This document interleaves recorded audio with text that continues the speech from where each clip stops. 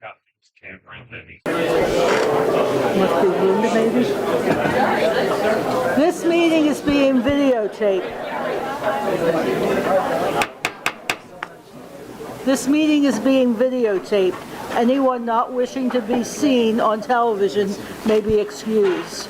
Can we all stand for the Pledge of Allegiance? I pledge allegiance to the flag of the United States of America and to the republic for which it stands, one nation, under God, indivisible, with liberty and justice for all.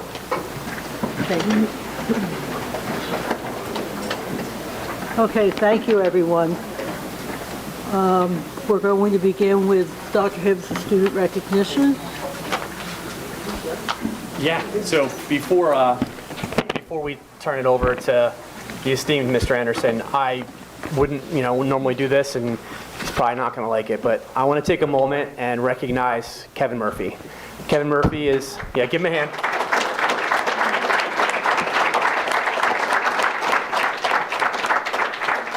Kevin is one of the finest athletic directors that we could ever have had.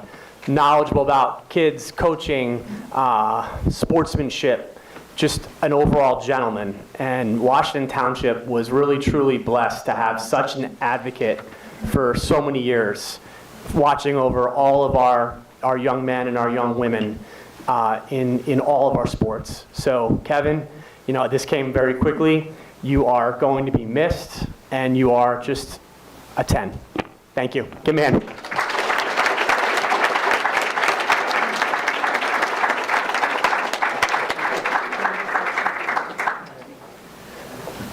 Okay.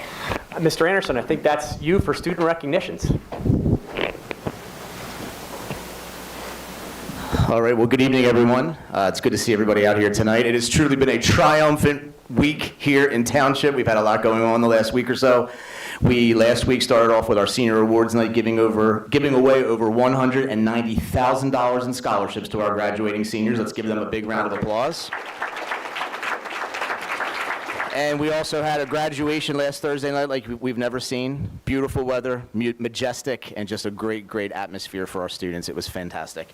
And we are here tonight to continue that momentum and celebrate some success of three very special students. I'd like to invite them all up to join me at this point in time. If Andrew, Karen, and Josiah, if you could come forward with me, please.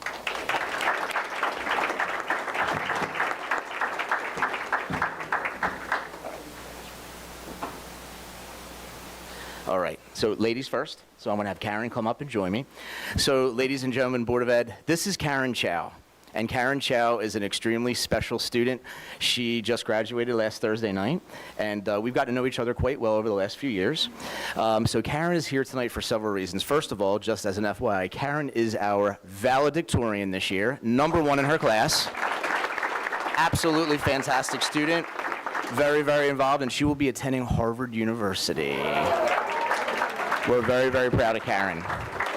So, the reason that Karen is here tonight is multifold, as a matter of fact. First and I shouldn't say foremost, but for a couple of reasons. So we talked about her great success at the high school, but Karen, we had the opportunity, Dr. Hibbs and I had the opportunity a couple months ago now, we were able to nominate a student to represent Gloucester County as Gloucester County, I call it Student of the Year. Karen, we decided that we would recommend Karen, and Karen was selected to represent Gloucester County as Gloucester County Student of the Year for this year. Let's give her another round of applause. And Karen, we took a very nice trip up to Trenton to the NJDOE, and we spent some time. We had a nice luncheon, and we were able to, we actually met the Commissioner of Education and had the opportunity to spend some time and Karen to be honored. So it was a great opportunity. So as well as Karen was selected as a National Merit Scholarship winner, which again is a huge, huge feat. So not only does Karen work hard at school, she's very involved, she also works hard with her family's restaurant. Maybe you've been there. It's called Thai Chili 88. If you haven't, you should give it a shot.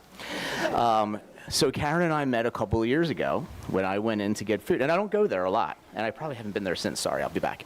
But I always tell the truth. So, but I did go in there one time, and I ordered something. And she still remembers to this day what I ordered. Because who goes to a restaurant and orders, I'm going to make something up, chicken with garlic sauce with no chicken? That would be this guy, right? And she still remembers to this day the first time we met. So I am so proud of Karen. She's so deserving of recognition. We wanted to share her with all of you so you could hear some of the stuff that goes on. Did I leave you a tip? Karen, did I leave you a tip that day? Okay, good. I appreciate that. So again, let's give a huge round of applause for Karen Chow.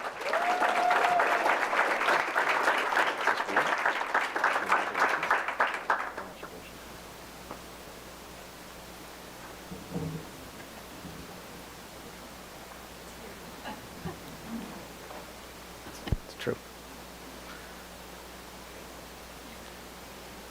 As part of being valedictorian, Karen did have the ability to address the senior class at graduation, and as some of the board members were saying as she walks by, she was simply fantastic and did a great job relating to everyone and really bringing forth the message and the spirit of Township, as I like to call it.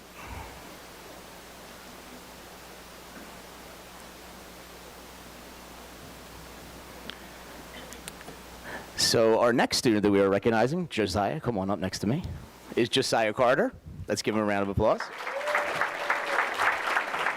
So Josiah, he also graduated this past Thursday night, and he has been a fantastic student, very, very involved. And you're probably wondering, okay, so why is Josiah here? So I want to share that with you. So we have a very robust course of study at Washington Township High School, where students are able to take a variety of courses in a variety of different areas. But what we also have is something called dual credit. Is everybody familiar with what dual credit is? I'm looking at the people in the audience. Dual credit is the opportunity to take classes during high school and to earn college credit at the same time. There is a fee involved. You save a lot of money. So for those of you listening at home and you're coming up to the high school or you're at high school, listen to Mr. Anderson, because dual credit is where it's at. You can save a lot of money and really move forward with your college. So not only did Josiah graduate high school on Thursday night, by being involved in dual credit and also taking classes, he has earned his associate's degree at the same time as graduating high school.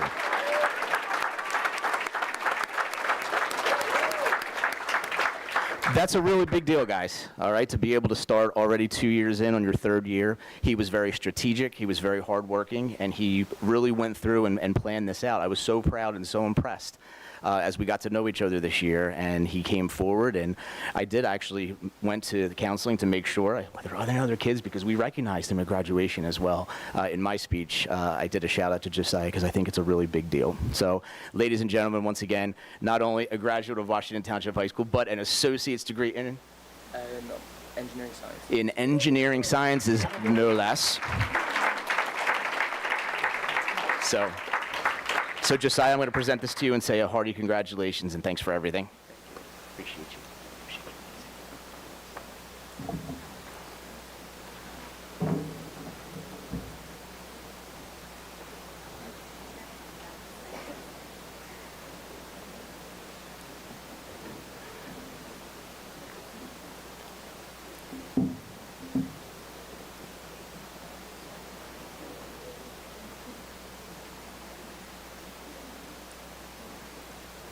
All right, so our next student come up is Andrew Osborne. So Andrew is a very special student as well, because I will tell you, in getting to know all of our students and really taking a pride in trying to get to know each student individually, at least on some level, Andrew always has a positive attitude. He's always walking through the hallway, always says hello, looks you in the eye, and is always a gentleman. So that's part of the reason that he's here today, but it's not the real reason. So and he had a very successful year in football as well, winning our state championship this year. Let's give a round of applause for that. We have a lot to celebrate. And the reason that Andrew is here tonight is, I'm going to call him a hero in the moment. So we had, obviously I can't go into details, but we had something that had taken place at school in the hallway that really, I don't want to say, it could have gone awry. Let's put it like that. So there was a situation that something just wasn't right. And in the hallway this took place, and Andrew noticed this. And he saw something going on. And if you watch the video, it's pretty amazing the way that he reacts. So he sees what's going on. And sometimes you go up to something and you do one of these, like a double take, like, what did I actually just see? That's literally what happened. but it didn't take him from his course of action. So he saw something going on, and he intervened so quickly, and so I'm going to say heroically, to make sure that our students were safe, that our teachers were safe. Everybody was there and did a great job of jumping in and de-escalating something. And I want to thank Andrew. The whole school community wants to thank Andrew because of his quick thinking. He didn't have any fear. He saw it, he recognized it, and he got involved. And that's what we want to teach our students, right? To be upstanders and to take care of things as they happen. So we would like to give a huge congratulations and a huge thank you to Andrew Osborne for his heroicism.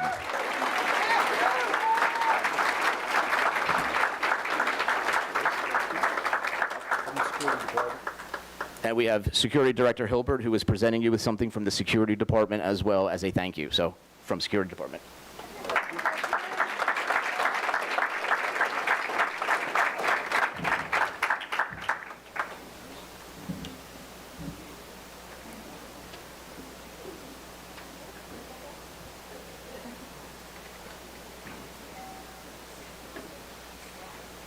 Ding dong.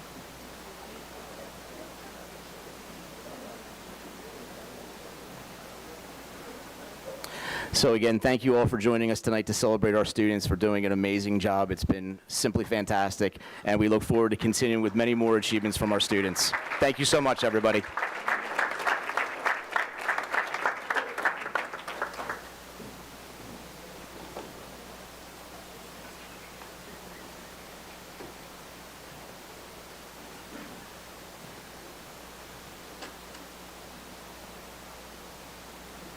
All right, at this time, we'd like to recognize our student helper, the student representative from the high school, Gianna Cavang. Could you come up?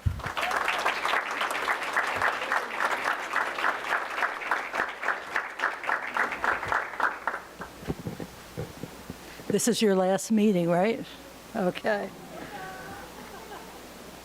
All right, come stand over here. All right, I just have a few words for her. Gianna, you have made it to your last meeting. Congratulations. It has been a pleasure having you on board to represent the thoughts and concerns of your fellow students at the high school. Your poise, grace, and knowledge has been appreciated by all of the board members. Have a wonderful summer, and thank you. Thank you. Here's your plaque. Take it out so you can look at it. And then here's a little something else. Okay. Thank you. Okay.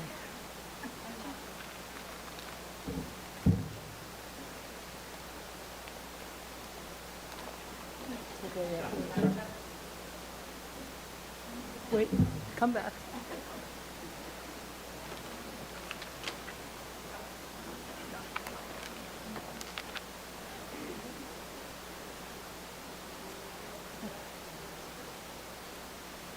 Guys, look, come on, let's do it. You got your whole group there, right? That's great. No, not yet. Yeah. Not yet.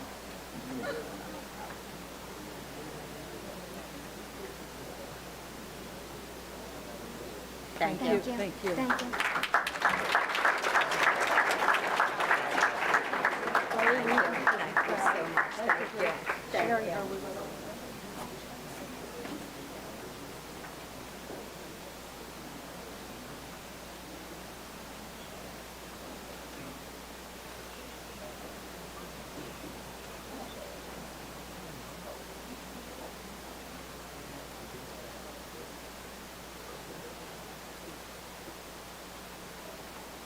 We have an award or recognition of Total Turf.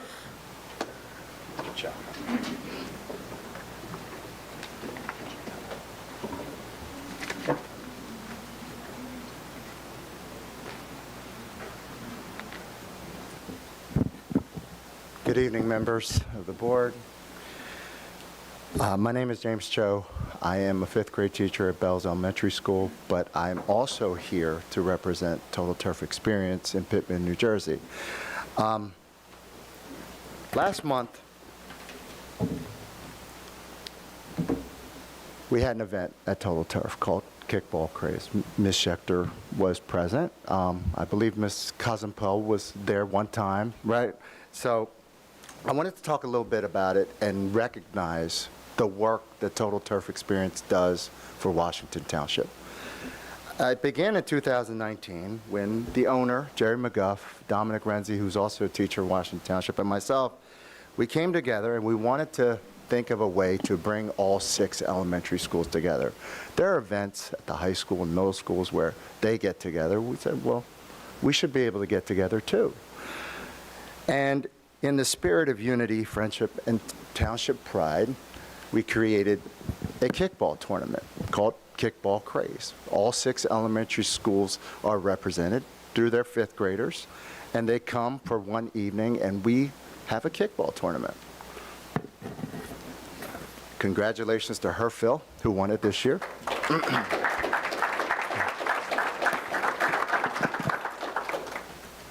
And it's not just me. It's run by, through the work of volunteers in our community, the fire department, the police department, Bell's PTO. We generously donate their time. It's all volunteer. The police officers and the firefighters are there to umpire and pitch, and it's just a great time by all. And the money that's raised from this event goes to award 2 scholarships annually to 2 seniors at our high school. Now, how we choose the 2 seniors who are going to receive the scholarships are based on the actual tournament. So the 2 teams that make it to the championship get to award a graduating senior who went to that elementary school. And this year, I had the privilege last week of being there to award a scholarship to Carter Heil and Sean Kerr of Herfield and Whitman Elementary School. And when I say that, it was no small amount. All proceeds go to the scholarship. We were able to award 2 scholarships in the amount of $1,500 each.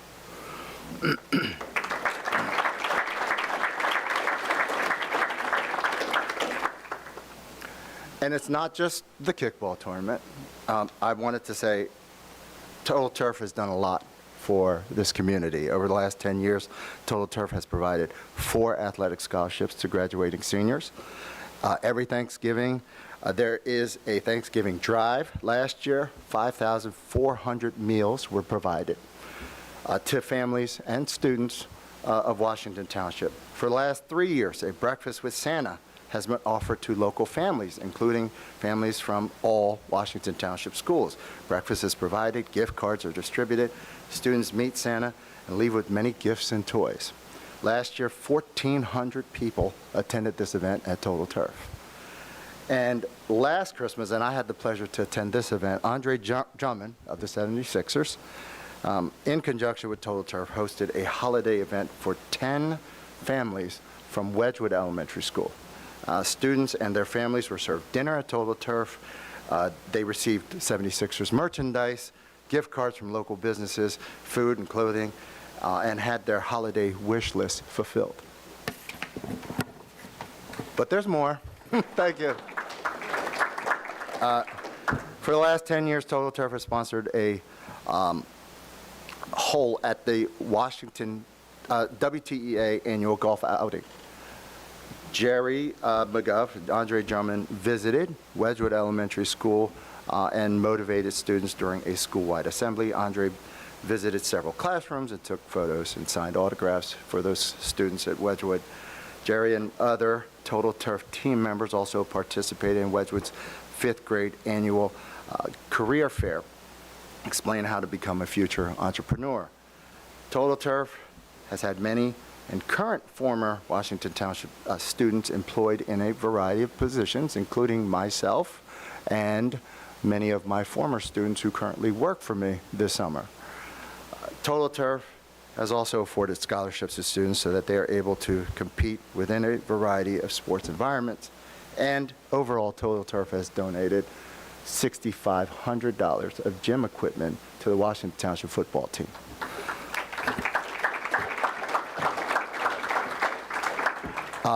I want to recognize Total Turf Experience in Pittman, New Jersey, and its owner, Jerry McGuff, who is currently here. Jerry.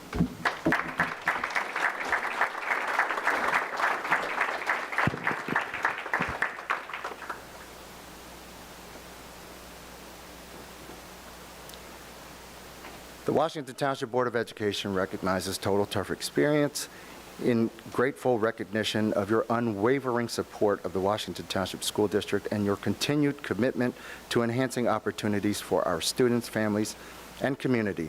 Through your generosity, leadership, and dedication to philanthropy, you have made a meaningful and lasting impact on the lives of countless students. The Washington Township Board of Education sincerely appreciates your partnership and your dedication to fostering educational success, community engagement, and student achievement. Your kindness and generosity embody the spirit of service that strengthens our schools and enriches our communities. From the Board of Education.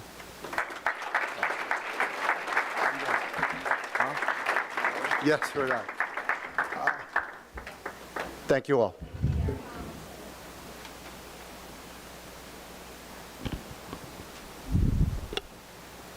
Yes, I was at that event because we spent all week practicing the bucket catches. We took it very seriously at Birch's, and even though we were playing for 5th place at the end, all the kids had an incredible time.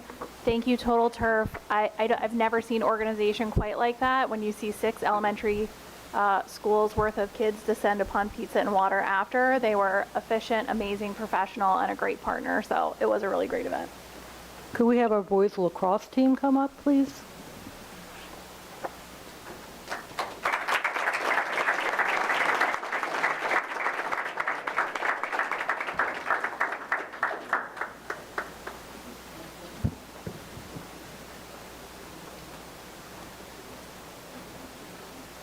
Good evening. Thank you, Dr. Hibbs and the Board of Education for your kind words to start the meeting. I'm humbled and with great gratitude. Thank you. Tonight, we recognize the 2026 Minuteman Lacrosse program. Our lacrosse team recently completed the most successful season in program history.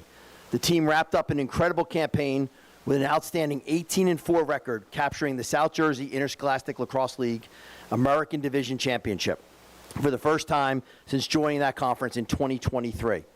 Building on that momentum, the team also advanced to the program's first ever South Jersey Group 4 sectional final appearance, the state semifinals.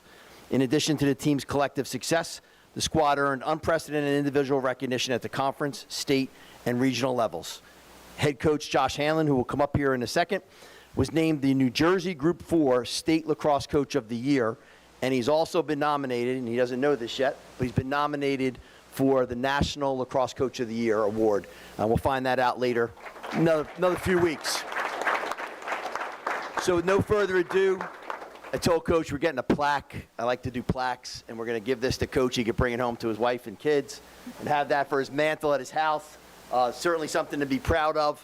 And to this group behind me, awesome group of young men, made Washington Township, our community, proud every minute, every game, on and off the field. They're just a great group of young men. And no further ado, State Coach of the Year, Coach Hanlon. Thanks. I'll keep it brief, but I do want to recognize the players up here. And, you know, thank you, Mr. Murphy. Board, thank you for taking the time to recognize us. Mr. Murphy, all the work that you do really does provide our athletics program, our student athletes, with a first-class experience. You know, I got some great gentlemen behind me, you know, really supported by their parents, community members. You know, I have some parents in front of me that are proud too. You know, Dr. Hibbs, I saw you in some of our big wins this season on the sideline supporting us. But it really is a community effort, you know, and it really comes to the youth coaches as well. We want to thank that put in their time to these players growing up. A lot of them are multiple sport athletes. But, you know, as Mr. Murphy said, we had 18 wins, 4 losses, conference championships, state semifinals. All those things are important, but I kind of learned as a coach early on that scores kind of fade away. And if we recognize these boys tonight, I want to recommend that recognize them as their commitment as student athletes, like so many student athletes that we have at Washington Township High School. See, now, like all spring student athletes, our sports season started March 9th. And we demand a lot of our student athletes. All coaches do at the high school. They practice on Friday afternoons where a lot of the student body goes home or goes to work. Saturday morning, 6 out of 7 days a week, we play, we practice. Spring break, we practice. I think even this year we slipped in a practice before senior prom because we kind of knew what was at stake. But there's a lot of commitment that these young men do. And Mr. Murphy talks about sports being the classroom at 3 o'clock, and it really is. And when a lot of these students go to school for a full day and they come out to that locker room, and as coaches, we demand them to be locked in and as sharp as they could possibly be, both mentally and physically, that's a tall task, and that's hard to do every day after school, day in, day out, whether it's practice and a game. And those are the types of things that we want to recognize in our student athletes, is those types of commitments that they can make. Now, we have a couple guys up here. It is summer. I can't give out homework. So I know you don't want to hear me speak. You want to hear the kids speak. So I knew that someone was either going to volunteer or get voluntold to come up for a moment. Ethan Wechter is going to come up and speak. So Ethan is a 4-year varsity starter for us. He's also a member of the state championship football team. Ethan has been a 3-year all-conference lacrosse player, 2-time captain, and Ethan was also recently named U.S. Lacrosse Scholar All-American.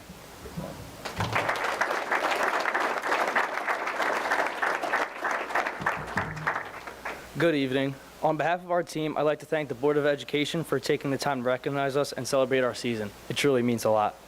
I've been playing sports in this community since elementary school alongside many of these guys here tonight that I just graduated with.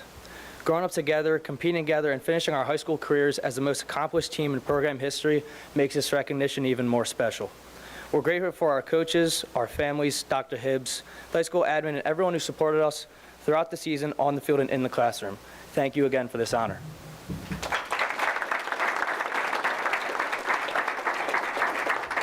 As I said, winning's a collective effort. We had 9 players receive all league honors. That's the most we've ever had in program history.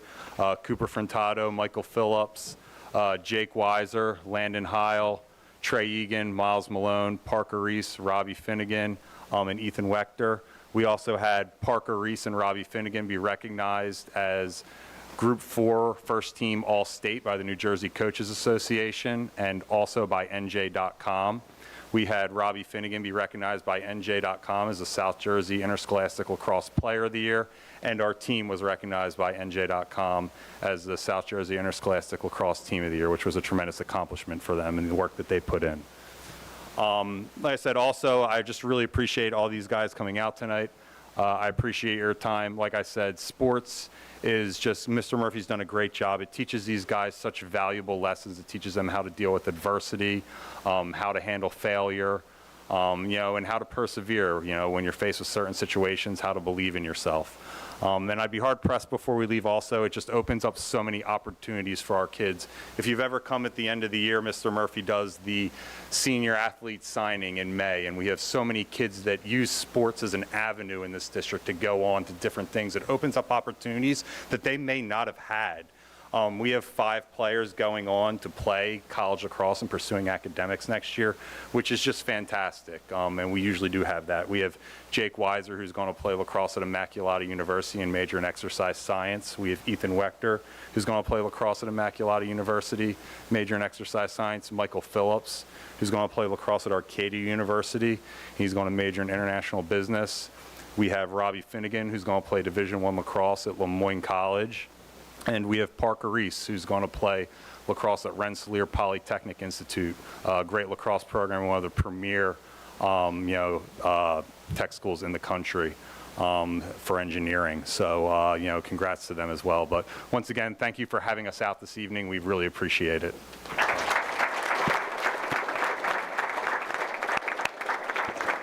Josh, before you guys go, so I've been a lacrosse dad my entire life. I've coached girls all the way through, never really coached boys, but I've been around a lot of games. What I love about you guys, so your first game against Kingsway, you came out and you just took it to them. It was just an amazing game. And then the Gloucester County Cup, right? You tried real hard, and we lost the game. And then you regrouped again when they had 3 bites of the apple to figure out who to lock down and who they couldn't lock down, and you guys just persevered all your way through that. And what you probably didn't hear walking off the field, because I was with I was with Josh, when the Kingsway coach said, I want to play you guys 3 times next year. So that's powerful. You guys were fun to watch, you were energetic, and you never gave up. So amazing year, guys. Thanks. And I have their certificates. There's a lot of handshakes probably, so we'll get going. So thank you all. So.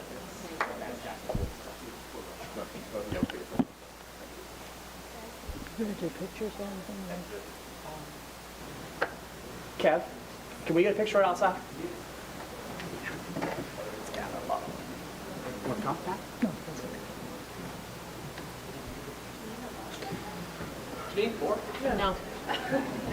Yeah, you should. Your sons are there. Go. Yeah, go ahead. Go. You guys should go. You'll remember it. Go. Go. I say go. Hurry up, go. Not that I have any part, but you should go. As a lacrosse parent, I'm telling you to go.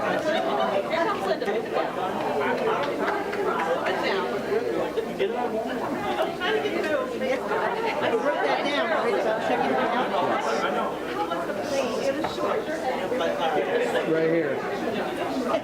I just circled it.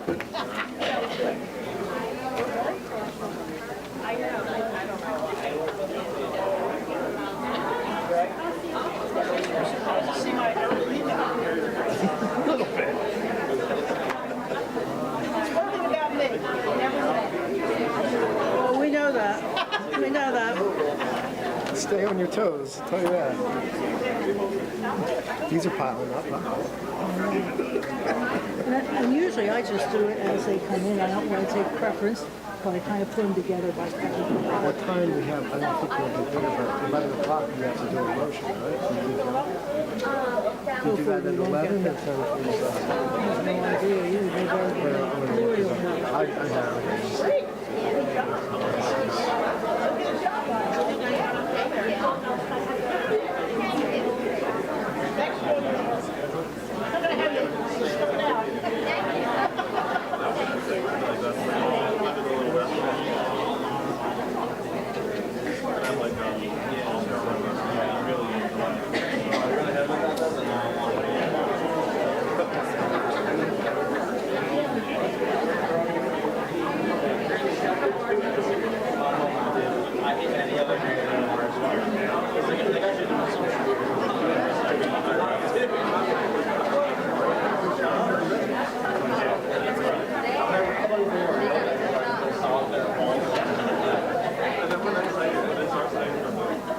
Did they go to take pictures? They did, yeah. I'll wait for them.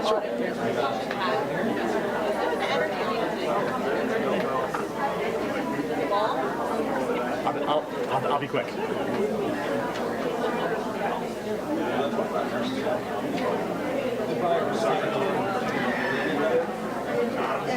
Now, aren't you glad you did They're that? taking a picture of students. Aren't you glad you did that? I just want to let you know I have a report tonight. Okay, yeah, I think you're on there, yeah. Yep, you're on there.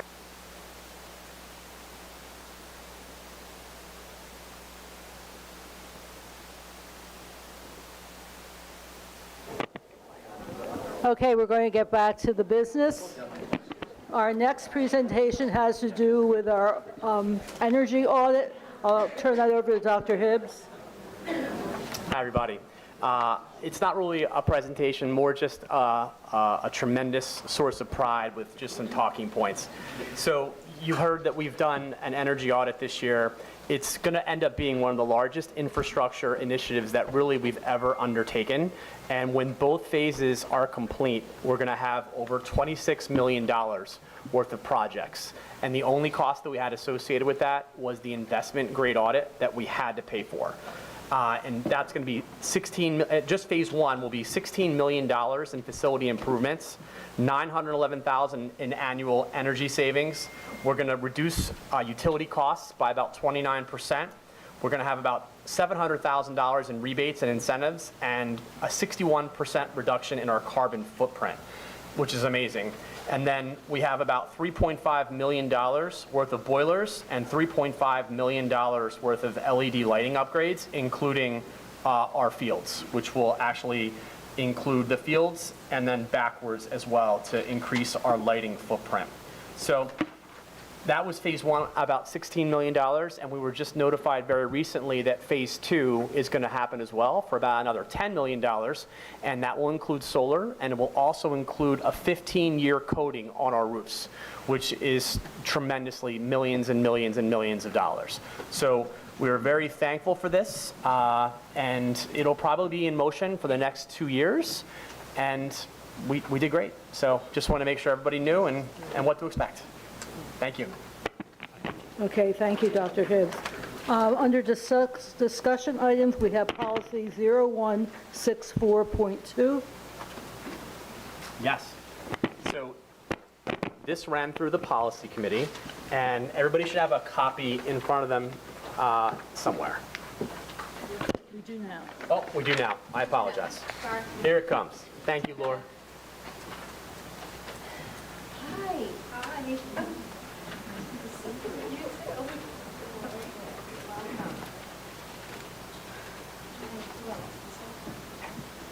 Thank you, Laura. Absolutely.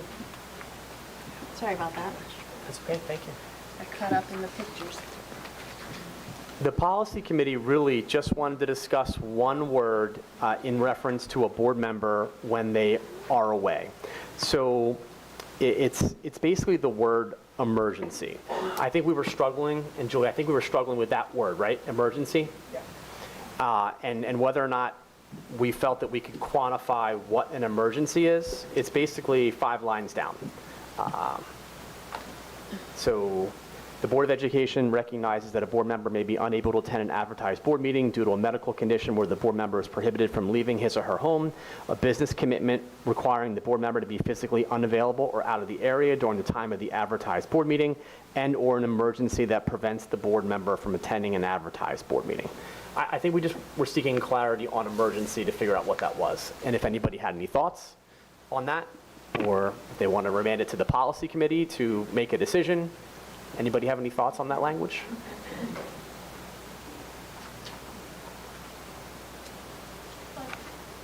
I would hate to be the person to have to say what does and doesn't constitute as an emergency, because what could be important to me might not be important to someone else, but that's none of my business. I agree with that.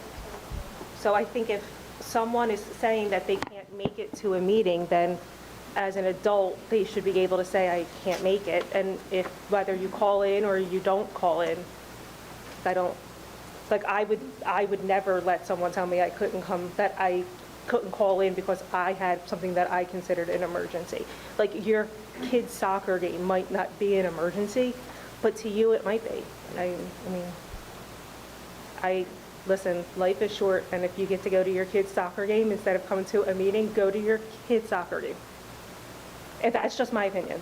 Yeah, and I think I brought this up, and we did discuss it in committee, that we would hope that, we want to be more inclusive to allow people to vote when real life happens. And I think that's what the generation of this conversation is, that, I think the policy is kind of restrictive and not clear on who's making those determinations, where we would rather as a board help facilitate, the full board participating and being able to vote, even if something changes or something urgent or time sensitive comes up.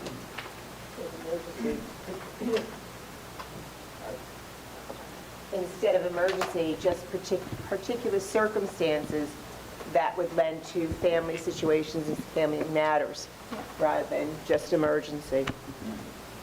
Right, I'm not saying you shouldn't come to every meeting to go to your kid's soccer game, but every once in a while, you can't. Right. It's the championship. You really shouldn't be. You really shouldn't be participating electronically from a soccer game. But this is also coming from the girl that was going to participate from the plane. So don't go by me. But yeah, I just think as adults, we don't need to hover over each other quite as much. Is it okay if we bring that back to the committee to find a suitable change for the word committee and bring that back to the full board through a policy discussion? Yes, I have a question. I thought that up until now, you could only not attend. Remember last year we had an issue with an illness versus an activity for a family member. It is more open now that you can decide. I mean, you highlighted that one part of it. Do you remember, Scott, you're shaking your head? Yeah, Can you I think it help was- me a little it bit was with that? Traveling for business or you were physically ill, I think was what we had discussed, right? Yeah, I think the policy committee should address the whole thing, right? And, you know, there's a number in there that you can only miss like 3. I mean, is 3 an appropriate number or is it more? And, you know, I think just people travel. I know I travel for work and I would like it to be open to that type of things when things like that happen. yeah. Anybody else have an opinion with that? Yeah, I know we're putting it in committee, but I think in paragraph 3 where it says upon the board president's approval is important too to look at. There was a time when Steve couldn't come to a meeting just simply because he had a personal family issue he wanted to go to earlier in the night, and he was Right, willing to call exactly, in, exactly. and other people didn't want him to, and I couldn't make Exactly. that call at the time, you know, because of the policy was limiting that. Okay, but it looks like this has been here since 2020, so that's why I was somewhat confused after what happened last year. So you'll go back to the committee and review Look at the that? whole policy. I'll put it back on the agenda. Okay. Is it possible, I know one of the things is you can't call into exec, and I don't know if that's a legal requirement or that's just a board policy, but that's something that I think we should look at too, because often, you know, sitting in a hotel room, you could call into exec just as easy as if you were someplace else. We had an issue with that earlier in the year too, and I think some of the people that felt strongly about that felt that you can't, if it's executive, it's private information. We have no control over who else is in the kitchen or the living room. I think that was the concern with that. So I think we have to be careful with that. We can look at it, but I think, because I felt the same as you did, but when they explained it to me in that way, it made a little bit more sense to me. Yeah, I think you definitely have to stipulate it. It would have to be a private conversation. You couldn't have it in the car with other people or stuff like that, but I don't know. It's just something I would recommend look at as a Yeah, possible. and I agree, like, I understand the concern about, you know, the sensitive topics in executive, but again, if we stipulate, I think to Linda's point, right, like, I think we can govern ourselves. I think, right, it doesn't stop people from, right, participating, and I think when members are able to hear everything and participate, I think it's just beneficial. It is, I can say, like, today, I wasn't at executive because I was flying home, and thank everyone for my grace time. But, like, now, like, I feel like I have no idea what happened in the executive meeting. So I feel lost going into this part of the meeting. And I'm hoping that somebody will catch me up after this meeting's over, what I missed. So I think that's something maybe we should look at, or maybe, Nick, if it's a legal thing, is it a... I will look to see what is permissible under the Open Public Meetings Act, and assuming that it is permissible, then the board can consider it in connection with the policy. Okay, thank you. Anybody else? Okay, next section is Student Board Member Gianna Cavang will have her report.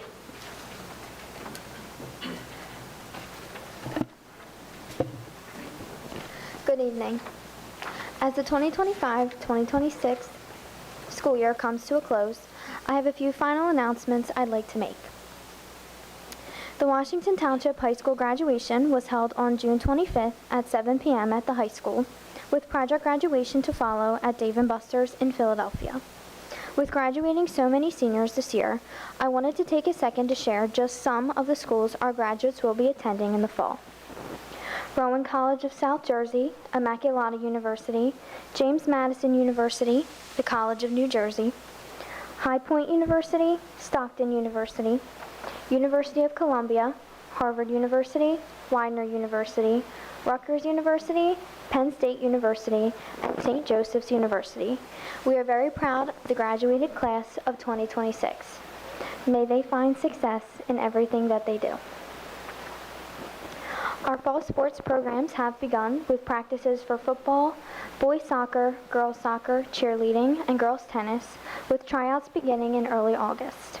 We hope Washington Township has a successful fall sports season ahead of them for the upcoming school year. To every board member of the Board of Education, thank you for always greeting me with a smile, for believing in me, encouraging me, and for making this journey one that I will cherish for the rest of my life. All of your kindness, guidance, and support made this experience what it was for me, and I am so grateful for the opportunity to have served alongside each of you.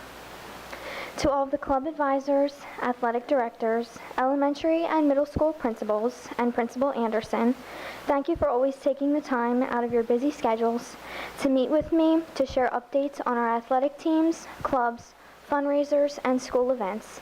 And of course, special thanks to the school librarian for letting me come down and print my reports in size 36 font. Thank you for making sure I never had to squint while I read my reports. Although I am sad to see my term come to an end, I am incredibly honored and humbled to have served as the voice of the students of Washington Township. It has been a privilege to share their achievements, celebrate their successes, and advocate for the ideas and improvements they hope to see in the years ahead. Thank you all for believing in me, supporting me, and allowing me the honor to serve in our district. It truly has been one of the greatest privileges of my life. Thank you.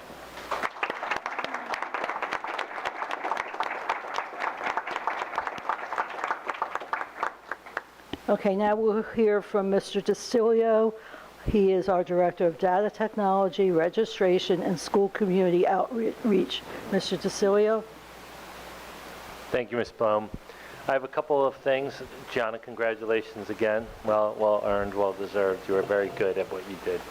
Want to talk about the WTEF as far as the golf outing. I know Mr. Dowd will probably give a summation of what we earned that day. There was so much support. So many people were there. It was a beautiful day. The rain held off until the very end, until everybody went home, and then there was a deluge. But there was so many things that everybody contributed. I know Mr. Rapisi was there. It was great to see you there. And it's just a wonderful thing. And just for what people don't know, the WTEF sponsors things such as the hoagie sale and the golf outing. And the golf outing funds go to creating mini grants for staff. So each year the staff applies for a mini grant, and we're able to allocate funds based on the money earned in the golf outing and raised in the golf outing. So I just want to thank everybody who participated. Thank you to the committee, and it was a really great thing we do here in Washington Township. Want to talk about the Technology Student Association National Conference. 4 students from Washington Township High School have earned a national recognition after finishing top 10 in the nation at the Technology Student Association National Conference. Achieving this prestigious distinction and national finalists in a highly competitive TEAMS, which is an acronym for Tests of Engineering, Aptitude, Mathematics, and Science event. Representing Washington Township schools with excellence were Aaron Nagin, Zach Nagin, Chase Kwan, and Jacob Shakar, who competed against some of the nation's brightest STEM students. The team's competition challenges participants to apply knowledge in engineering, mathematics, and science to solve complex, real-world problems through rigorous testing and collaborative problem solving. The students qualified to compete at the TSA National Conference is an impressive accomplishment in of itself, but for students to advance in the top 10 demonstrates not only exceptional academic ability, but also teamwork, critical thinking, and a commitment to excellence in STEM education. So again, I'd like to congratulate Zach, Aaron, Chase, and Jacob for all they did. And they're all, I believe they're all juniors, so they'll be gracing our halls next year as well. So congratulations to them.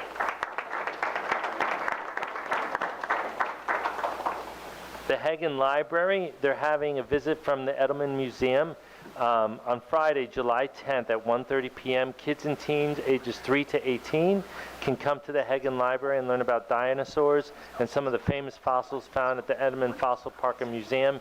Advanced registration is required. If that suits you, you should go to hagenlibrary.org, but only Hagen card holders can apply and register.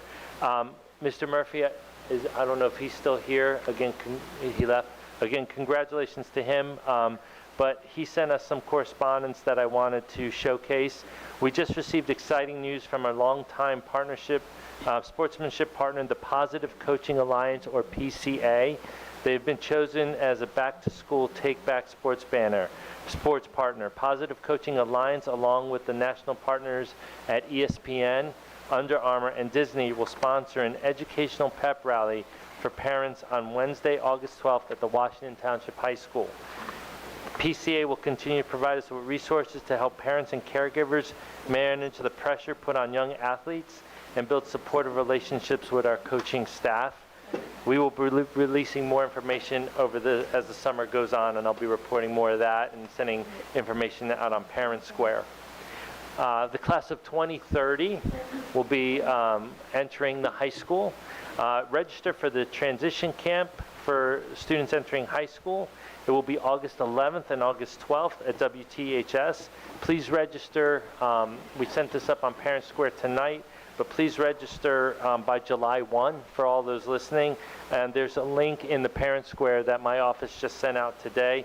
If you need more information, you can email Andy Stott, A-Stott, S-T-O-T-T, at WTPS.org, or call the main number. And finally, this came across my desk today. Matt Pacina posted it in the Sunday Fun Day. But if you all didn't get a chance to look at it, this is a very extraordinary fundraiser for the marching band. It is called the Ultimate All-Star Week Raffle for the All-Star Game. For those of you who don't know, the All-Star Game is being held at Citizens Bank Park this year. First of all, it's $20 to enter. So the first prize is 2 tickets to the All-Star Game, 2 tickets to the Home Run Derby, and 2 tickets to All-Star Sunday. That's the first prize. Second prize, you could get a Roy Halladay autographed jersey. Or the third prize, you could get a big screen, 65-inch Vizio 4K smart TV. All entries are due by Monday, July 6th by 5 p.m.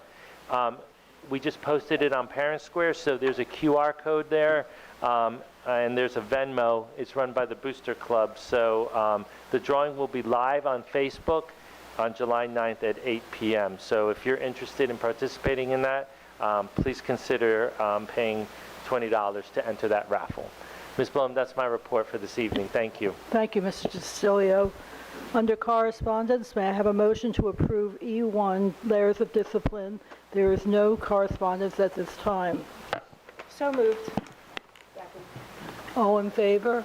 Aye. Opposed? Motion carries. All right, approval of minutes. May I have a motion to approve the minutes of the month, for the month of May 2026? Motion. So moved. Second, I'm sorry. All in favor? Aye. Opposed? Motion carries. All right, under old business, we're going to go into our committee reports. So there, I'm going to start with IA and SAC committee. I'm not. Can I just first really loud? Thank you. Here. I'm sorry, I'm just kind of all over the place. It is very long, I'm not going to read it all. We met on Monday, June 22nd. It was myself,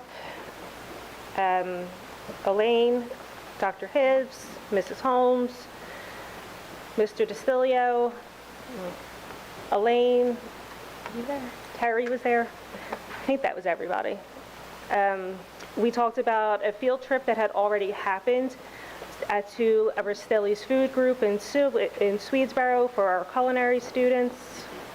We talked about the biotech club that Mrs. Holmes at the high school is trying to pilot and put together. There's 5 students who have a desire to engage in this club. We talked about the child care program. We talked about the drama exploratory programs at the middle school and what they will look like moving forward. We talked about ESP and its status for next year. We talked about moving forward from iReady into another platform called Amplify. It's a money saver, and we think the kids will like it a little bit more than they do now, and the data is better from it. We also discussed bringing in a foreign exchange student from Italy, and I hate to disappoint my 16-year-old daughter at home, but it is not a boy, it's a girl. So I'd like to apologize for that. She will absolutely kill me for that, but I'd like to apologize to her in advance for that. We talked about parent nights at the various schools. We talked about needing new curriculum writers for over the summer. We talked about professional development. Mr. DeCilio talked about a leadership clinic that he is wanting to start with Mr. Spencer from the high school. It sounds really cool. We talked about policy reviews over the summer, state reporting updates, and the state testing calendar for the 26-27 school year. We also discussed about DeNovi and Associates and the possibility of things. And we talked about home instruction.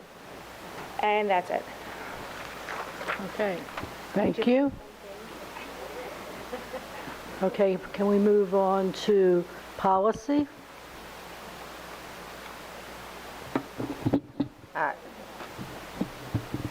We met on Monday, June 21st, and present was myself, Dr. Hibbs, Ginny Wechter, Tricia Combs, Ralph Ross, Julie Kazempo, and Terry Schechter. We discussed the cell phone policy. We haven't gotten clarification yet from the state. But we talked about considering the bags as a consequence for the misuse of the cell phones. The second question focused on accommodations and modifications that would be honored. We discussed the virtual board member attendance, which we are going to bring back to policy. We also discussed the concept of the union liaison meeting participation, and also of having our own RBTs, and what would it take for us to have a program that trains individuals. Is there a free program in the county, which we're going to check into. We also discussed the meeting schedules and the calendar committee doing multi-year planning and to survey staff and community. Thank you. And I wanted to say that at our last meeting, Mrs. Ianuti got up and she asked about DeNovi, and I just wanted to, we can't go into detail right now, but as you can hear, it was discussed at a few of the committee meetings, and it is, I think, something that we're considering a work in progress. I wasn't at the committee meetings, but would you agree?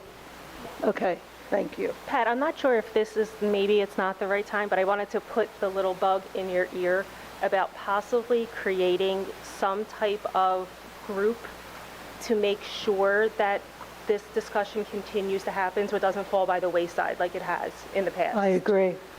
So how do we do that? I Anybody did that, have a- I'm not sure about. That's why I put that one on you. Okay, should we talk about that in new business? Okay, we'll talk about new business. Okay, personnel? I had a professional obligation the last meeting, so Dr. Hibbs is going to give the update. Want to give a legend shout out? Yeah, I can. I was going to wait till after, but I'll do it now. I just wanted to give a quick shout out to the WTEA support staff, the nursing staff, the counselors, and Principal Ginny Greer. There was an outage. Correct me if I'm wrong. It lasted from 6:15 to 6:18. There was a breaker that needed to be replaced inside of Wedgwood. So you had students that were in the dark for those 3 or 4 days. It's not easy. It was hot in some classes. AC worked in certain parts of the building, not in others. It was dark in the hallways, but I wanted to thank the WTEA staff because the kids, my child is a Wedgwood student, so she came home and there wasn't any fear in her eyes. It was, oh, we had such a fun time in the dark, Dad. So, she wasn't scared at any given point in time, so I really want to thank the WTEA staff that made that possible. So, thanks. Thank you. Thank you. Definitely had our share of electric troubles this year. So for personnel, a lot of the specifics we can't discuss in public. There was a whole lot of staff discussions in there. We did discuss the last day transportation, and thank you to our bus drivers who came in on that last day to really help us transport. They were amazing. We want to thank the entire department for that. And the drivers who drove for Project Graduation, Yes. thank you. Yeah, thank you, Janine. And for everybody who really attended Project Graduation, needing toothpicks in their eyelids the next day. It's an amazing day. We talked about substitute rates. We talked about some transfers and just hiring in general. I can give a quick update on cell phones, even though I know it's not personnel. It just was in policy. Strauss Esme was expected to put out a policy at the very beginning of June. They were going to model that policy after the guidance from the NJDOE. We reached out this week to Strauss. They never received the FAQ from the NJDOE. They didn't want to duplicate efforts or have us go in the wrong direction. So there seems to be some discussions going on about cell phones as we're not getting the guidance yet. And the guidance we have right now is that cell phones are not permitted really anytime in school. So we're waiting to see what that FAQ actually says to clarify that further, and then obviously we'll comply with the letter of the law. I wanted to mention on that, I did listen to this special education webinar that I was scheduled for, and they do talk about the cell phone policy, what it possibly could look like moving forward for our special needs universe. And of those students will have a different set of directions for cell phone use other than our gen ed students. Sure. It'll look different. Yeah, a 504 or an IEP could have a legal mandate to do something different. We'll always comply with that, absolutely. And it'll have to be written into the student's IEP or 504, the cell phone use. Yes. That was what I mentioned in policy. Oh, okay. Okay. And Mrs. Lanuti, I apologize, I said the wrong name, but I meant Mrs. Lanuti. Next would be business. Thanks, Scott. Scott wasn't able to attend the meeting, so I'm going to share the notes. We met on Tuesday, June 23rd. At the meeting was Dr. Hibbs, Mrs. Wechter, Mrs. Holmes, Ms. Kazempel, Mr. Ross, and myself. We went over some of the wins from the energy projects that Dr. Hibbs shared earlier today. We talked about transportation reimbursements, some settlement agreement with Lawnside. We reviewed purchasing item bids as well as updates on federal grants. We talked about a technology switch, a potential vendor switch for personal devices for administrators and staff. We also reviewed the child care program for 26-27. We reviewed vendors for additional retirement vendor as well as a towing contract to help with the issues in the parking lot at Central from some folks who are not permitted to be here. We also talked about the agreement for SROs and SLEO services for the upcoming year. And we talked about renewals as well as the renewals of certain professional services. We reviewed any questions regarding the financials that are on the agenda for today. And we also talked about staffing, additional staffing for the business office based on folks who are, it was a position we were replacing, right? Yeah, and a position for the PEA grant that would needed to be filled. We talked about the adult driving school, talked about a donation to Kindle from 84 Lumber. We reviewed the RFP for substitute services as well as reviewed the lunch program for 26-27. Our next meeting scheduled for July 21st at 6 p.m. Okay, thank you, Terry. New Jersey School Board Association, Julie, did you have any meetings for that? I thought you were at one, but... Okay. And the meeting started late tonight because we had a few people that were interested in helping us do our strategic planning committee, so that's why we started at 8 o'clock. And Julie's the chairman of that committee, so she's going to go over the fact that we did that. Go ahead, Julie. Okay, here you go. So our field service rep, Lori Banlow from New Jersey School Boards, came and gave an overview of the service that they provide for strategic planning and a cost associated with that. And then we had another potential vendor named Dr. Tracy Severns, who does a lot of work with administrators and things like that, I guess training and whatnot. And she gave an overview of what she provides and asked us questions so that she could build an estimate. So the Strategic Planning Committee is going to get together and discuss those costs and the value provided for each and decide on a vendor. We don't have that meeting date set up yet, but it will be in July. Okay, thank you. All right, that's it for old business. I'm sorry, go ahead. Okay. In acknowledging future budget concerns, board members have expressed the need for looking into the budget well before March, that we probably should start early about our thoughts about the budget, where we are with the budget, where we're going with the budget. During the budget time, and prior to that, I have asked for information regarding breakage. Breakage is probably maybe 80%, maybe more, I guess Janine can correct me, of our budget is salary and benefits.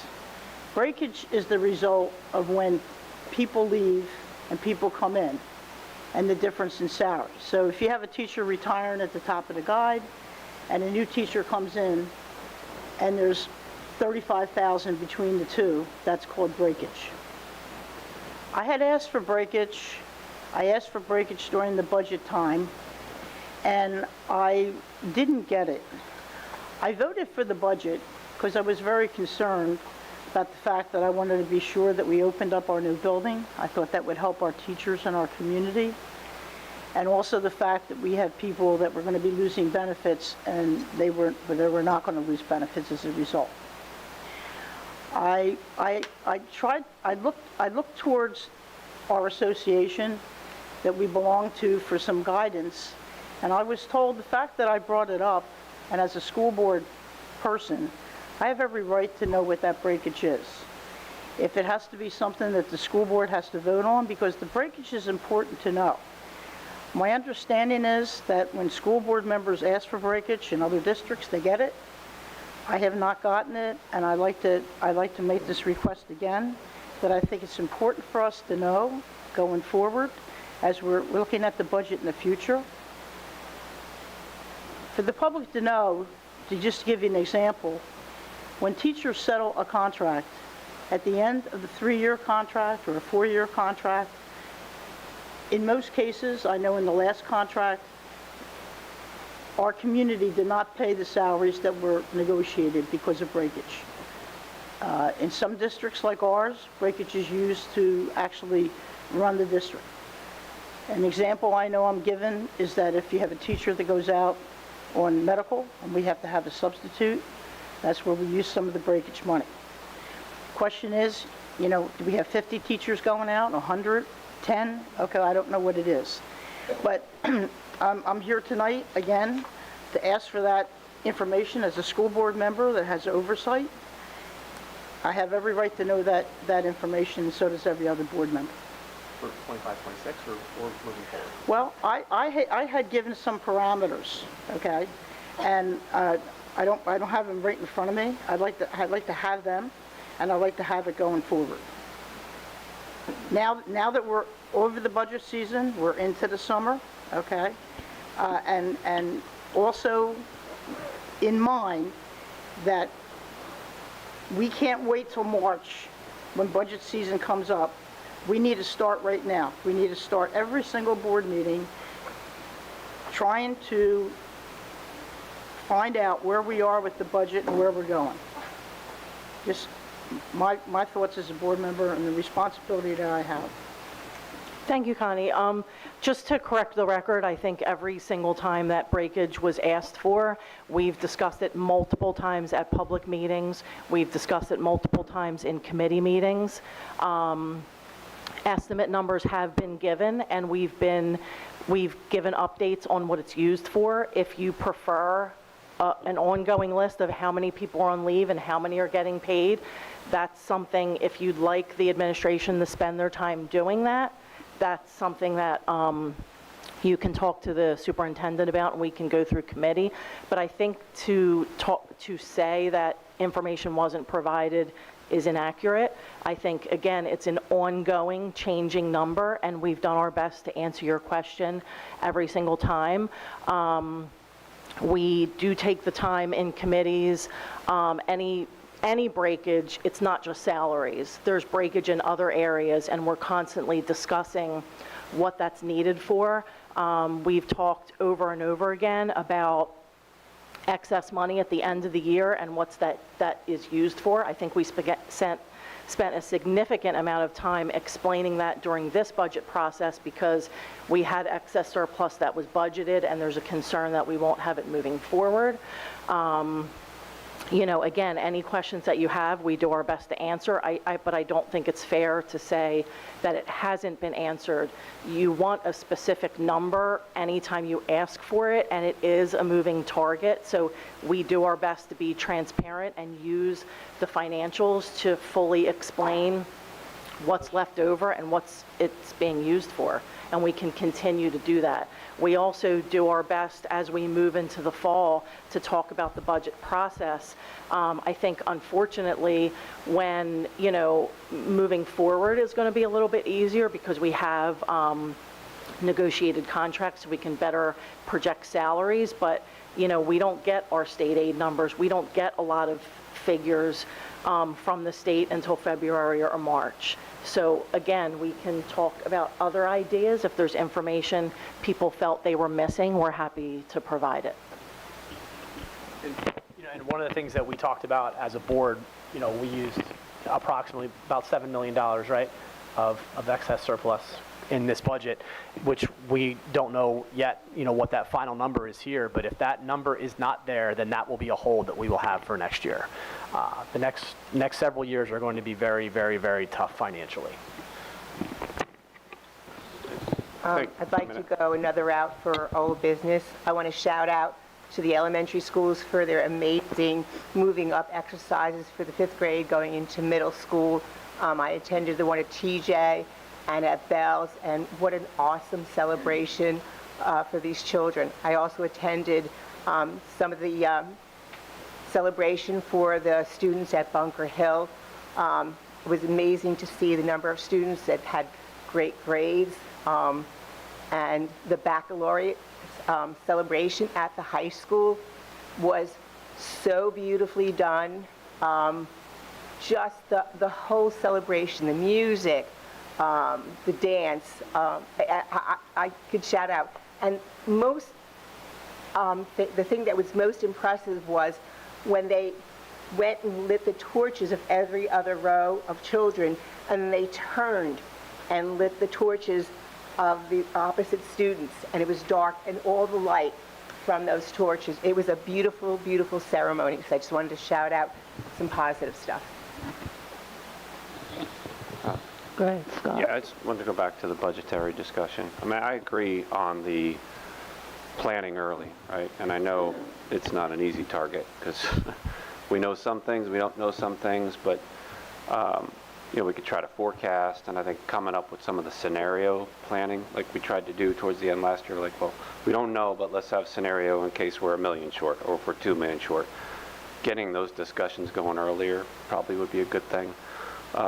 If we're going to look at breakage, I think we got to look at it on both sides, and it'd be really dangerous, in my opinion, to budget breakage because that's usually what we use for the emergencies.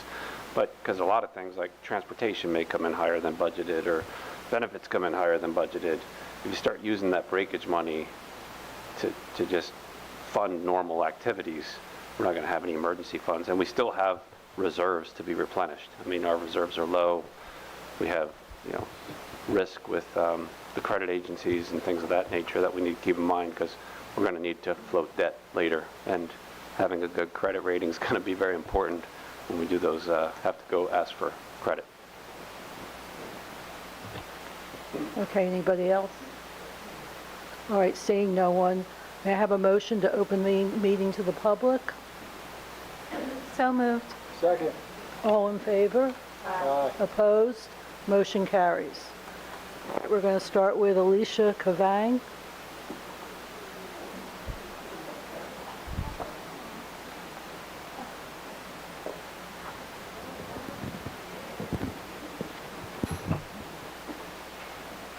Thank you to Dr. Hibbs, Board President Mrs. Bloom, members of the Board of Education, and Principal Anderson for the incredible opportunity to have a student represent her peers in such a meaningful way. Gianna took the role as student liaison to the Washington Township Board of Education and truly made it her own.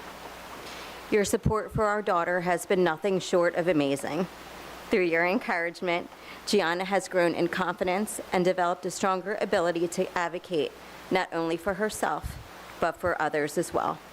I could stand here and list all of Gianna's accomplishments, but that would far surpass my allotted time. Her name speaks for itself. If I may address one board member in particular, it would be you, Gianna. Your determination, perseverance, and unwavering commitment to the students of Washington Township are truly immeasurable. You have set the bar quite high. Never underestimate how powerful your voice is, and we are so proud of you.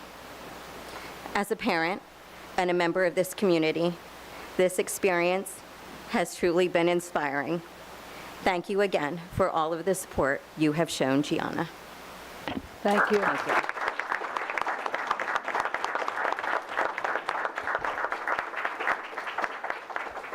Thank you, Mrs. Cavang. Rebecca Burr.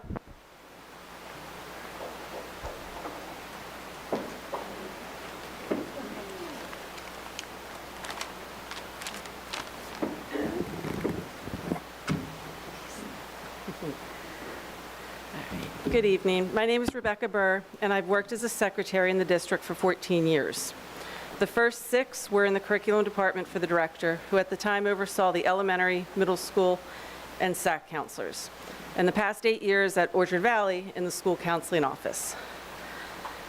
I'm here tonight to speak about the middle school position of counselor that's being cut. I'd like to share my observations, experiences, and my personal feelings on the cut. Since the time the middle schools had only 2 counselors, things have changed. Students have changed, education has changed, the districts has changed, even society has changed. I think we can all agree that our students today suffer from higher cases of anxiety, depression, and other mental health issues than ever before. I see the challenges and struggles our students are dealing with on a daily basis. I wonder how a lot of them will cope in society as they get older, never mind try to have a fulfilling, happy life. It is no great secret that middle school can be one of the most challenging times for children. If you have ever worked in a middle school, you know that our students deal with a lot of things that the other 2 levels do not. That is not to say elementary and high school don't have their own struggles. They certainly do. But middle school students are dealing with a lot of new things, like new hormonal changes, insecurities, new independence, and a whole slew of other age-related challenges that elementary students haven't grown into yet, and high school students have already outgrown. Don't get me wrong, working with middle school students has brought me fulfillment and joy, but I've witnessed firsthand they are in desperate need of people in their lives, like our counselors, to help guide them through these difficult years and teach them how to deal with all the new feelings they are experiencing and changes they are going through. Over the last few years, there have been 2 different times that we were down a counselor for an extended period of time, and we had to wait a month before a long-term sub could fill in. I watched as my 2 counselors shared the extra caseload, and it was absolute craziness during that time. It was definitely not something that could be or should be sustained long-term. My 3 OVMS counselors are extraordinary professionals that love their students and only want to do right by them. And during my time at OV, I have watched them selflessly give up their contracted lunch and prep periods on a daily basis, hoping they will have more time to meet with students. They come in early and they leave late in hopes they will be able to catch up on paperwork and emails so they can be available, not if, but when their students need them that day. So I ask you not to look at this just from a numbers perspective. I know that our district's enrollment has been declining and that it appears to make sense to go back to 2 counselors, but there are many more factors involved than the enrollment or caseload numbers. Our full-time SAC counselor at OV was already cut a few years back and has been a great loss, and to lose another counselor would be a tremendous blow for our OVMS community. If I had more time, I could make the argument that our district should be looking for ways to provide all of our students with more face-to-face time with their school counselors, certainly not less. So I respectfully ask you to consider rescinding the cut of the OVMS counselor so that we can offer our students and families the type of counseling services they not only deserve, but the services they need. Thank you.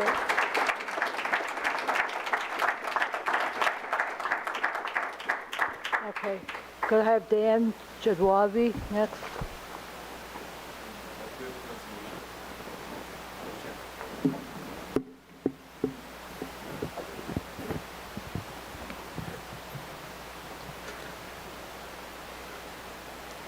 Good evening, everyone. Members of the board, Dr. Hibbs, and other township administrators present. My name is Dan Jadwabny, and I'm a proud member of the staff of OVMS for the last 25 years. Over the last 15 years, I've served our community in the role of school counselor. I'm here tonight for the same reason I go to OVMS every morning, to help kids and to advocate for them. Being an effective school counselor and providing comprehensive services goes beyond providing support to students solely when they are emotionally heightened or academically struggling. In addition to being empathetic, supportive listeners, school counselors also work proactively with individuals and groups of students in teaching and reinforcing the skills that our students need, such as self-awareness, social awareness, goal setting, self-advocacy skills, organizational and time management skills, conflict resolution, problem solving, career exploration, and helping our students build connections with others and within the school.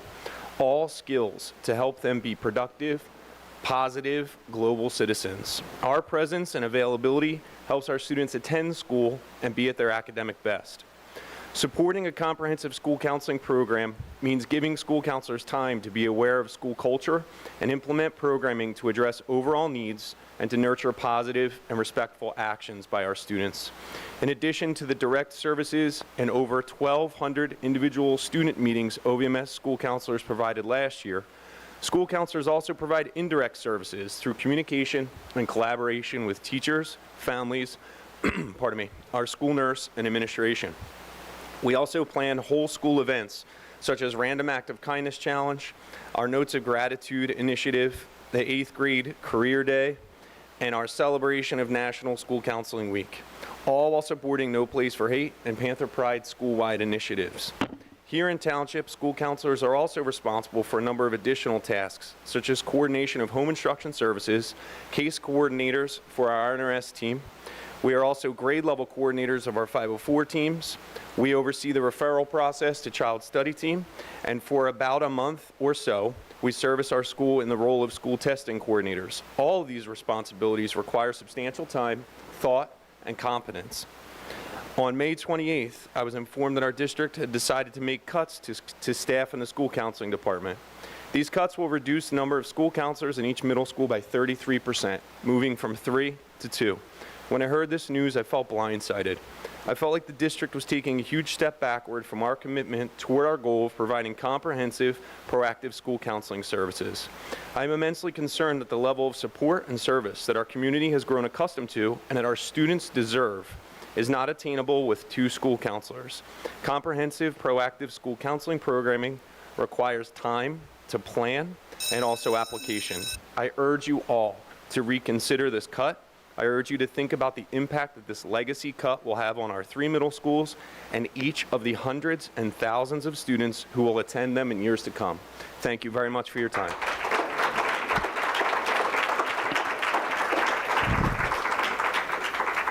Thank you. Mark Lopez?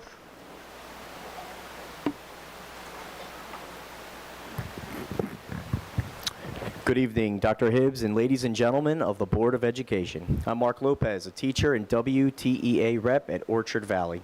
I wish to speak with regards to some of the planned administrative changes for the upcoming school year. Firstly, I'm concerned about the planned administrative reduction in force for the Orchard Valley Guidance Department. Currently, we have 3 guidance counselors for around 500 kids. This ratio provides 1 counselor for about 166 kids. There is a planned reduction in force to provide OVMS with only 2 counselors for around 500 kids. This new ratio would provide 1 counselor for around 250 kids. This is not in the best interest of kids. Our kids require academic, social, emotional, and mental health assistance daily. The guidance department is also responsible for student scheduling and 504 plans. Our counselors do an amazing job at providing our kids with the much-needed supports so that I, as a teacher, can successfully do my job. Dr. Hibbs, I am respectfully asking you, sir, to please reconsider this administrative decision and to find a way to offer our kids the support that they need and deserve, sir. Secondly, I am concerned about the planned administrative reduction in force for the Orchard Valley Nurse's Office. Currently, we have 1 nurse and 1 6-hour-a-day nurse's aide for around 500 kids. There is a planned reduction in force to provide OVMS with 1 3.5-hour nurse's aide. This also is not in the best interest of kids. Our kids frequently visit the nurse's office for minor injuries, headaches, stomach aches, illnesses, etc. The nurse's office is also responsible for administering medications and maintaining student health records. The nurse's office at OVMS also does an amazing job at providing the kids with the much-needed supports so that I, as a teacher, can do my job. Dr. Hibbs, once again, I am respectfully asking you, sir, please reconsider this administrative decision and find a way to offer our kids the support that they need and deserve, sir. Lastly, I am concerned about the planned administrative decision to not offer French 1 and German 1 at the high school. I understand that this is due to scheduling and staffing constraints. But if there is a way, Dr. Hibbs, that you could please look into this situation and see if these courses could possibly be offered, I'm sure that those kids would appreciate you. Thank you for all of your time. Thank you, Mr. Lopez.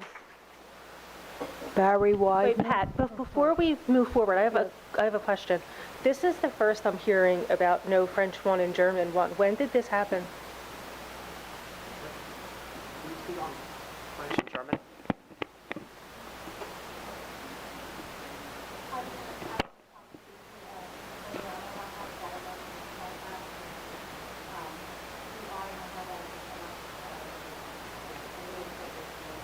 Yeah, I was not brought into conversations know about it either? on that, so we would need to gather information, to be honest with you. So here's my question. As a district, how do teachers know that 2 languages are going to be cut and not even our superintendent knows about it? It's a great question. This is our job. We need an answer. I agree. We need an answer like sooner. I know. I was not brought into any conversations about the elimination of world languages. I think we should probably stop here and let me investigate. Okay. Mr. Lopez, thank you for letting us know.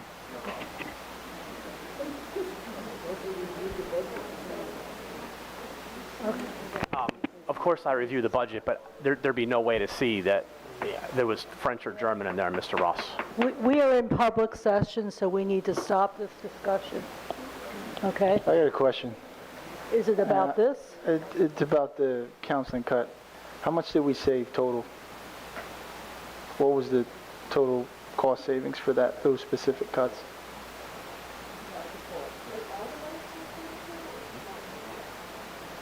We were told that in the budget.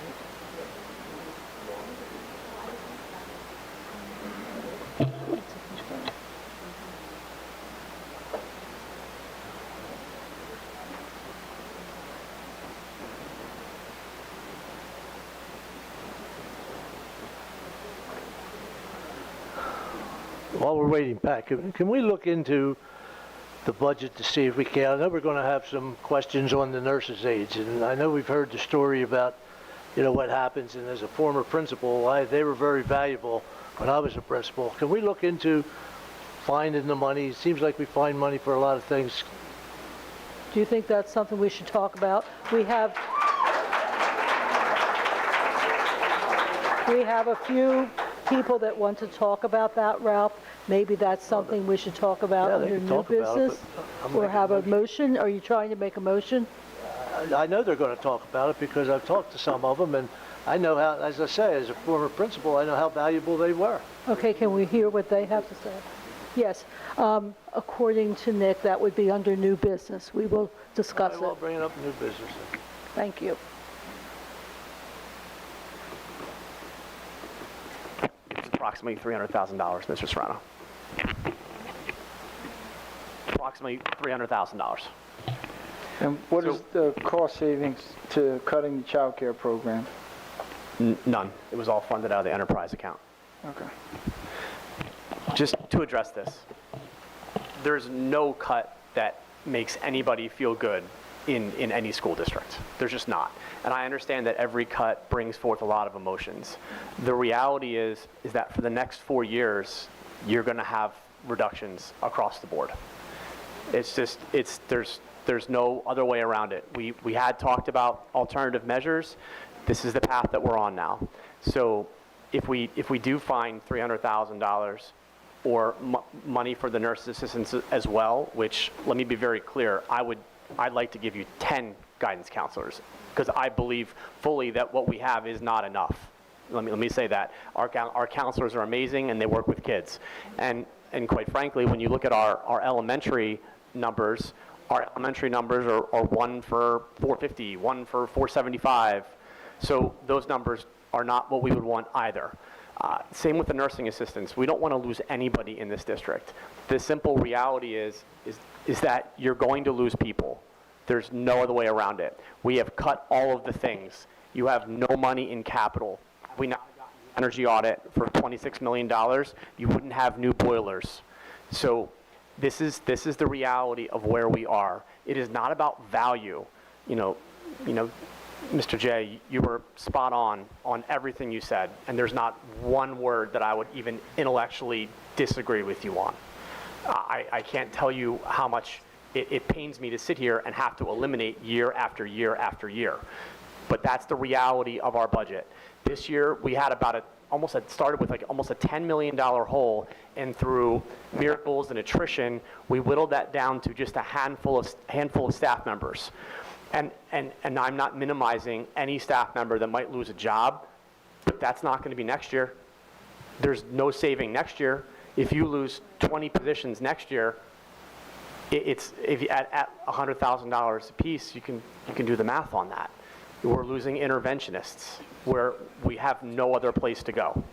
And this has been forecasted for a number of years. We're an S2 district. We never righted the ship, and that's where we are. And if we have to find money, you're literally taking it from the existing budget where it's not budgeted. So you either have to make a cut as an option, or we have to say we're just going to do it, and at the end of next year, we hope for the best. Because, we haven't even started the fiscal year yet. It starts tomorrow, correct? So you'd automatically be starting by taking out the approximate $400,000 out of that. And I just want everyone to know that we have to make sure that we make up the $7 million. So as long as everybody understands what the risks are, I fully see the value in counselors and our health assistants. Absolutely. It's not about that.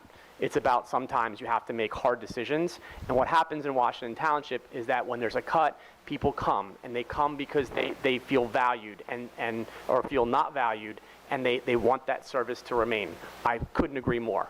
But I'm not quite sure, what to do then. You can't cut any more things.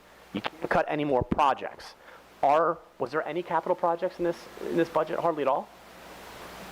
Just a handful of projects and smaller things. Replacing asbestos floors. We can't afford to pave the parking lot.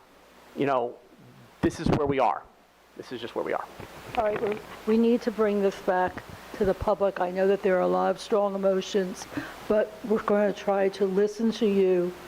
Well, thank you for what you had to say. And then when we get into new business, board members may then want to discuss some of these things in public. Okay? That's what we're going to try. Next one is Barry Widener.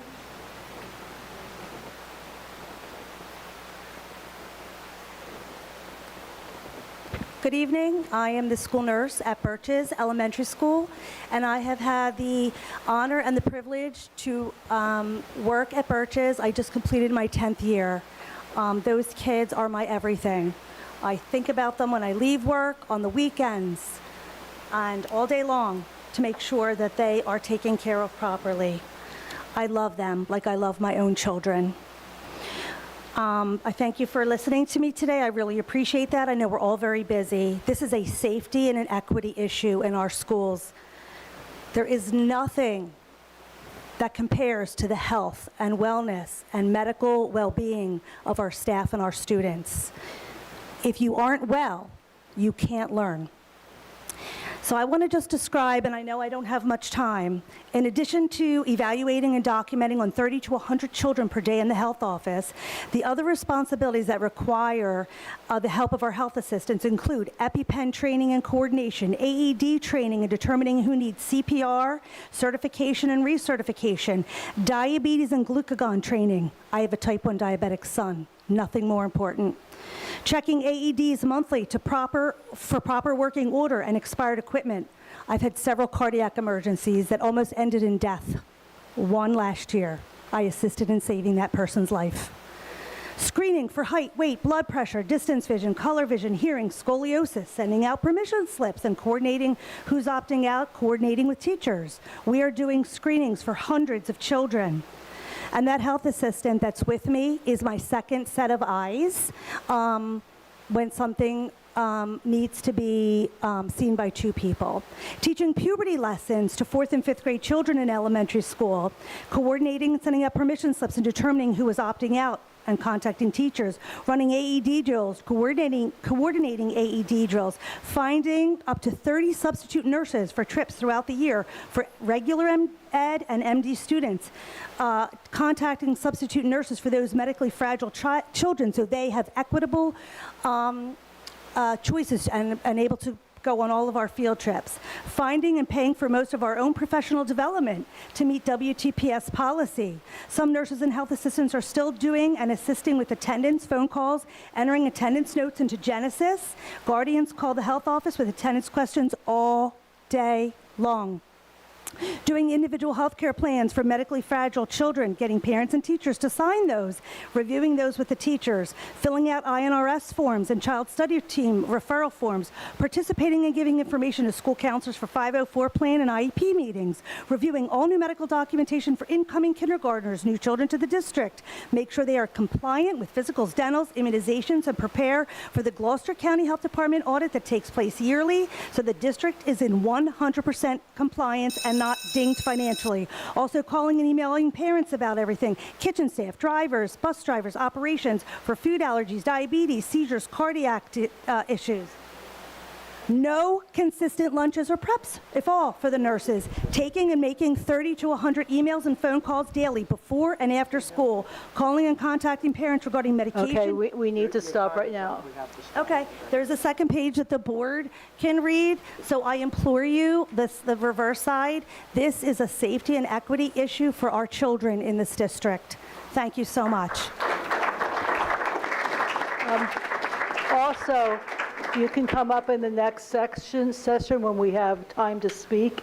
If you, I'm not sure about that, but yes, do, and then we can finish it up then. Okay, I have two more cards that have to do with the same issue. I'm going to go through with them, and then I'm going to make a motion that we go back into executive for about 15 minutes.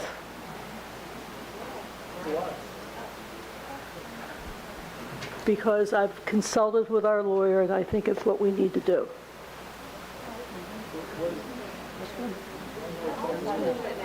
No, after the next two. 15 minutes, that's my only concern.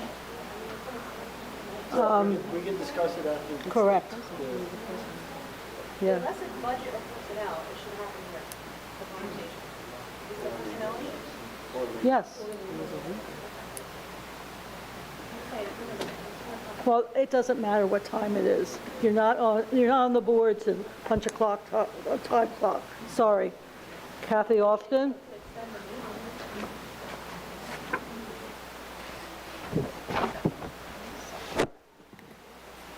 Good evening. My name is Kathy Austin, and I am an elementary special education teacher here in Washington Township. I am here tonight to recognize the outstanding work of our school nurses and health assistants and urge the Board of Ed to preserve both roles for the duration of student safety. Recently, there was a medical emergency at one of our elementary schools here in Washington Township. The situation required immediate, coordinated responses from both the school nurse and health assistant. Their combined knowledge, clear communication, and rapid action ensured the student received timely and appropriate care. On that day, a substitute nurse was on duty. She quickly partnered with the building's health assistant. The nurse assessed the student and obtained vital signs while the health assistant called 911, relayed the vitals and critical details to first responders, as well as contacted the family. This teamwork allowed for care to proceed without delay. The quick coordinated response led to a positive outcome, an outcome that could have been very different if the nurse had been working alone on that day. Health assistants are integral to the daily operation of our health offices. They are not just nice to have, nor are they simply just there to hand out Band-Aids.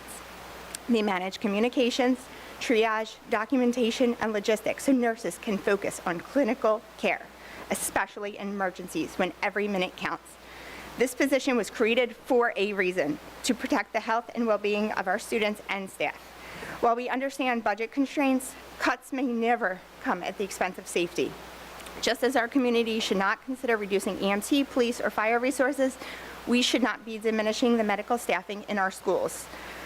Preserving health assistance positions is a direct investment in student safety, equitable access to care, and readiness for the unexpected. I respectfully ask the Board of Ed to maintain health assistant positions in all buildings during school hours. Ensure coverage plans so that both a nurse and health assistant are available, including when substitutes are needed. Recognize in policy and budgeting the distinct and complementary roles of both nurses and health assistants in emergency response and daily care. Every day, I personally tell my students that my #1 job is to keep them safe. It is a promise I take seriously and one that every educator should be able to fulfill without doubt.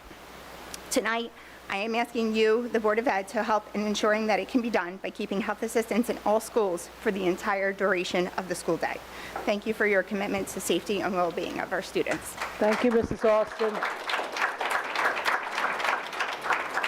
Donna Picelli.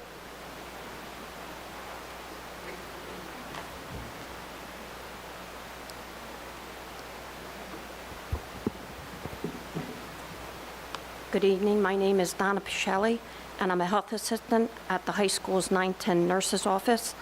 I've worked 5 3/4 hours for the past 6 years due to the inability to hire an afternoon 3.5 employee for that position. With the upcoming change in the health assistant schedules, I'll be working from 7:10 until 10:45. Nurse Heather Scarduzio and I, as well as all the health offices, are here to serve our students' health issues. This includes both physical and emotional facets. The scope of care ranges from diabetics, high-low sugars, which occurs often, anaphylactic episodes from allergic reactions, and in-school injuries, mostly from PE. Students come in with concussions, broken bones, sprained ankles and wrists, contusions from being hit in the face with a Frisbee, and rope burns from Project Adventure, just to name a few. This past year alone, there have been 200+ listings on the injury log for the 910 side only. Yes, we do more routine issues such as vomiting, headaches, stomach aches, menstrual cramps, cuts, and nosebleeds, again, just to name a few. The emotional cases treated involve students with high anxiety who come to the office crying and nerved out. If our nurse is in the office alone for over 3 hours, how well are our students being cared for? The above illnesses and injuries can occur simultaneously, leaving the potential for poor care of our kids. I know our superintendent has stated at previous board meetings that if multiple emergencies occur, just call 911. Well, what about the daily care the nurse herself can't handle due to volume? Kids will be out of class longer, waiting for their turn for treatment. Health assistants are instrumental in keeping the flow of the health offices orderly and efficient. The nurses and health assistants work hand in hand to give the best treatment to our children. The nurses can't do this solo. The safety and well-being of our children depend on the nurse and health assistant working together as a team. There is one other point that I've yet to bring up, the clerical side of the nurse's office.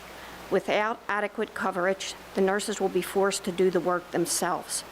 Here's an example of what I do for one injury notification. Look up staff who would be impacted. PE, dance, all teachers if it's a concussion, athletic trainers and counselors. I scan the doctor's notes, send an email to applicable staff, enter information into Genesis, and put it on an injury log. After a certain length of time, the student's called down to find out the status of the injury. Thank you, Ms. Caselli. Thank you. Okay.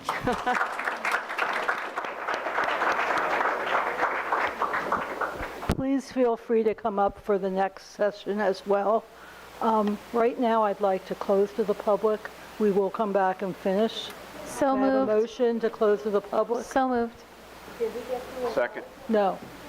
So we're closing. I thought we were doing this after the public session. Would you rather wait until after? I think we should hear everybody. Okay. All right. Then I'll. I mean, that's what everybody, that's the will of the board. What's the attorney say? You can continue it, but you can go into exec whenever you feel, whenever the board as a whole feels it's appropriate. But we can continue with public session. Okay, we're changing that again. All right, let's have Teresa Bariani.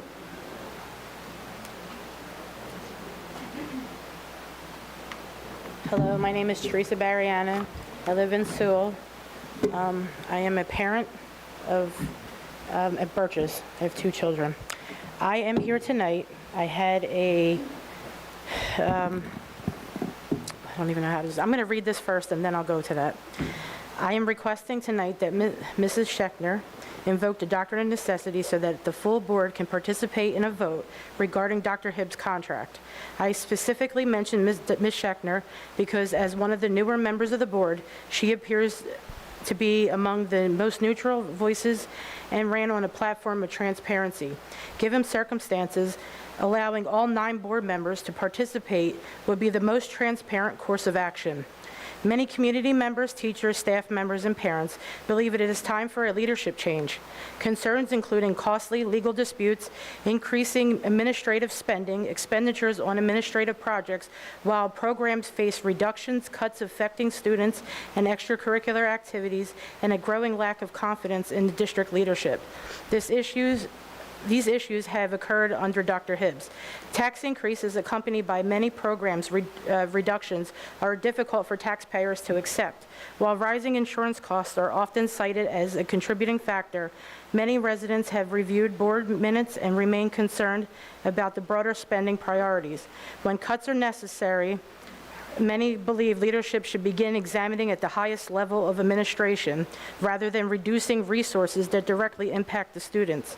For this reason, I believe the full board should vote on Dr. Hibbs' contract at the next meeting, which would be today, because I had sent this as an email.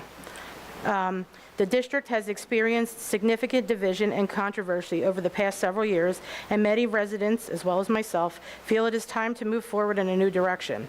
I am also troubled by what I have personally observed regarding Dr. Hibbs' professionalism and communication, the manner in which the district leadership interacts with others, particularly when disagreements arise, sets an example for students and the community. Our children are watching. Respectful communication should be expected at from everyone, especially those in a leadership position. These concerns are why I am asking that the doctrine of necessity be invoked tonight so that the entire board can participate in a vote regarding the renewal of Dr. Hibbs' contract.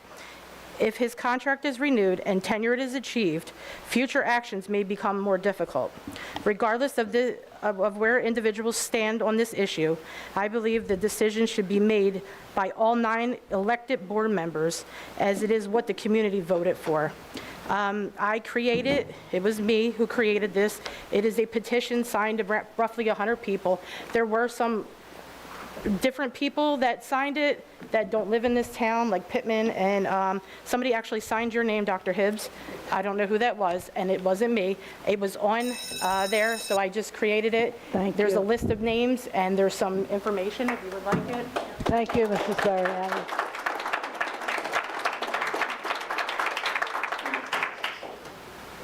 Okay, Jennifer George.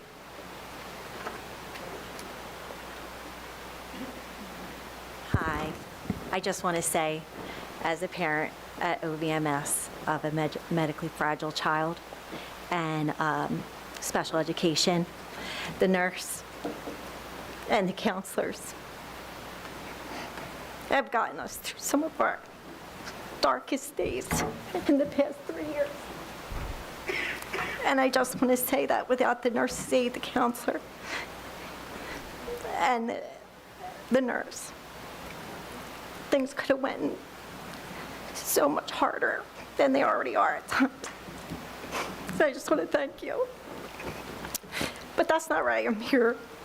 But I just wanted to say that.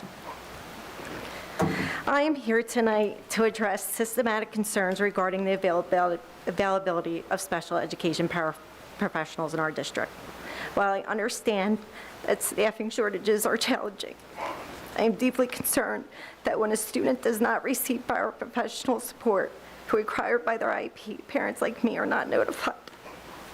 Parents have a right to know when supports their child depends on are unavailable. Without timely notification, families cannot make informed decisions, monitor the impact of their child, or work collaboratively with the district to address the situation. Parents may learn that their child went without a required support after the fact, or not at all.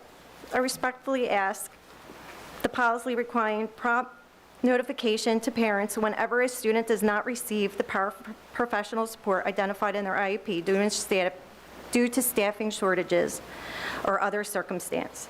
That notification should include the date, the duration of the missed support, and how the district ensured the student's safety and access to education during that time. I also ask the board to provide transparency regarding the frequency of these staffing shortages, how missed services are documented, and what steps are being taken to recruit and retain qualified paraprofessionals. Families are partners in the children's education. The partnership does depend on honest, timely communication. Parents should never have to discover on their own that their child went through a school day without the support the district determined was necessary.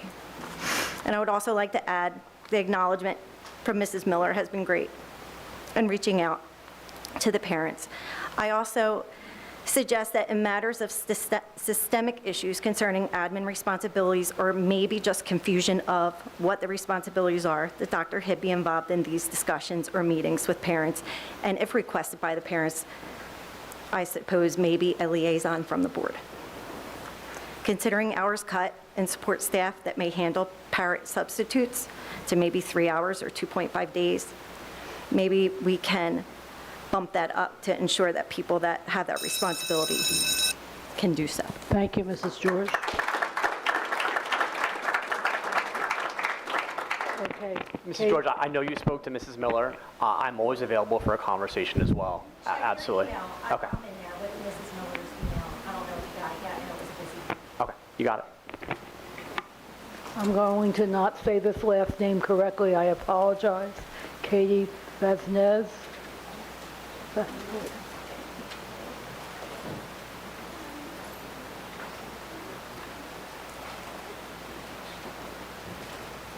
Hello, good evening. My name is Katie Vasquez. I teach 6th and 7th grade science at Orchard Valley Middle School. I just wanted to ask a question kind of based off of the confusion up here when you all just found out that your kids can't take freshman German and French. When the budget is announced, so for instance, we the public hear that there are 29 certificated staff positions being cut, are you the board privy at that time to what those 29 certificated staff positions are? I certainly understand and appreciate why the public can't be like filled in on the specifics of personnel, which individual is whatever, or being moved. But I don't understand if that's necessary, that you are completely in the dark about it, or if that is deliberate. I feel like it would be very challenging to vote on a budget to lose 29 positions not knowing what they are. I also find it surprising that you would choose to eliminate among those positions 3 middle-level counseling positions. I know many of you have children in this district, and that our current middle schoolers or went through middle school, and I think all of you would acknowledge it's probably the most challenging time in just about any kid's life. It's a totally different animal. And that's kind of piling on. 2 years ago, the first round of cuts that were made were to gut tiered support services. So for those of you who don't know, Tier 1 supports are those that occur by all teachers in every classroom. Tier 2 supports are determined from standardized tests and then from teacher determination in ELA and math. And 2 years ago, any student receiving Tier 2 services was in a math and/or ELA classroom with 2 certificated staff members to assist them. Students found eligible of Tier 3 services received an additional period of math and/or ELA every day by a certificated staff member, right? Currently, Tier 2 students and Tier 3 students receive push-in in math or ELA 1 period a week and potentially are pulled out of that class, okay? We have an increased number of parents wondering why their students are struggling when they enter the 6th grade. It's because we have actively removed primary support services that children were receiving every single day. And so we're seeing an increase in 504s, an increase in referrals to CST, all of which are handled by our counselors currently. Okay. I know you can't maybe answer my question directly. As a staff member, I'm used to hearing do more with less. You have to realize that the people you're telling now to do more with less are 6th, 7th, and 8th grade children. Thank you. Thank you, Mrs. Beckwith.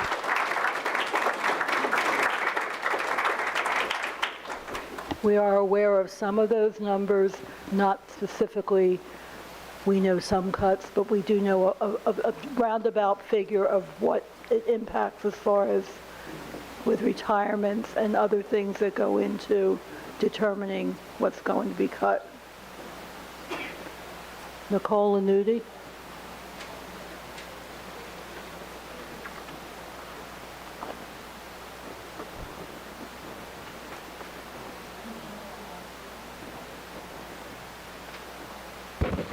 Okay, one, I just wanted to say ditto to everything Jen said. I second that.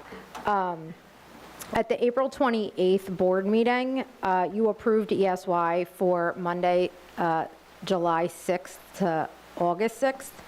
I know on tonight's agenda, just 1 week before ESY starts, it's on the agenda again to be approved for now a start date of July 7th. How did that get put on the agenda again? Also, being that it was also already approved for July 6th start, we as parents got notification on 3 separate occasions. It was a July 6th start after that meeting. We got emails, letters. That elementary email just went out May 27th. I got it May 14th. The letter in the mail went out at the beginning of June. The Google Doc for elementary parents from May 27th also says 7/6 start date. And then it was that way just until 3 days ago when it abruptly changed to 7/7. As of an hour ago, there's 6 parents who still have no idea that that date changed. That would have brought their kid to school on Monday. I did email back Mr. Hoops when he sent out our email last week. I just got it Monday. Asking why the date change, and the response was that it was the holiday observance. the statute in New Jersey says if it's a Saturday holiday, it's observed on Friday, and if it's a Sunday holiday, it's observed Monday. I did get clarification from somebody at the district that the district calendar observation says Friday. So not only is the district holiday, from what I understand, Friday, but now it's also being observed on Monday, and a week before school starts, our kids are getting docked a day. And also the employees that are not 12-month employees that get paid by day, the assistants, the teachers, they all just got cut a day. And actually, one of the assistants, that I talked to today didn't even know she wasn't working Monday. So I just wanted to know how it got back on the schedule for a reapproval of a different date, 6 days out from the start of school, and why we are observing the holiday twice, and why our kids are missing a day of ESY. So thank you.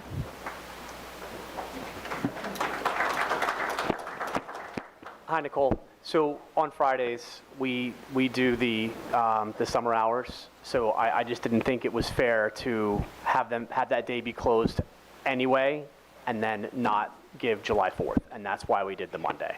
We're typically closed on Fridays in the summer, so that's the reason why we did that. I apologize that it came late. Anything? Yeah, Annette, you want to take anything else? No, I mean, our initial communication reflected what the district had in place, which we were open on Monday. As soon as we knew the district was closed on Monday, we sent out notification. We actually sent it last week, and I actually looked at the letter, and the letter does have the 7th, has the second date, the new date. So the initial approval was reflective of what the district had determined to be that we were working on that Monday. So once the district was closed, I can't have extended school year when we're closed. So that's how that occurred. Okay, Kelly Pistoia.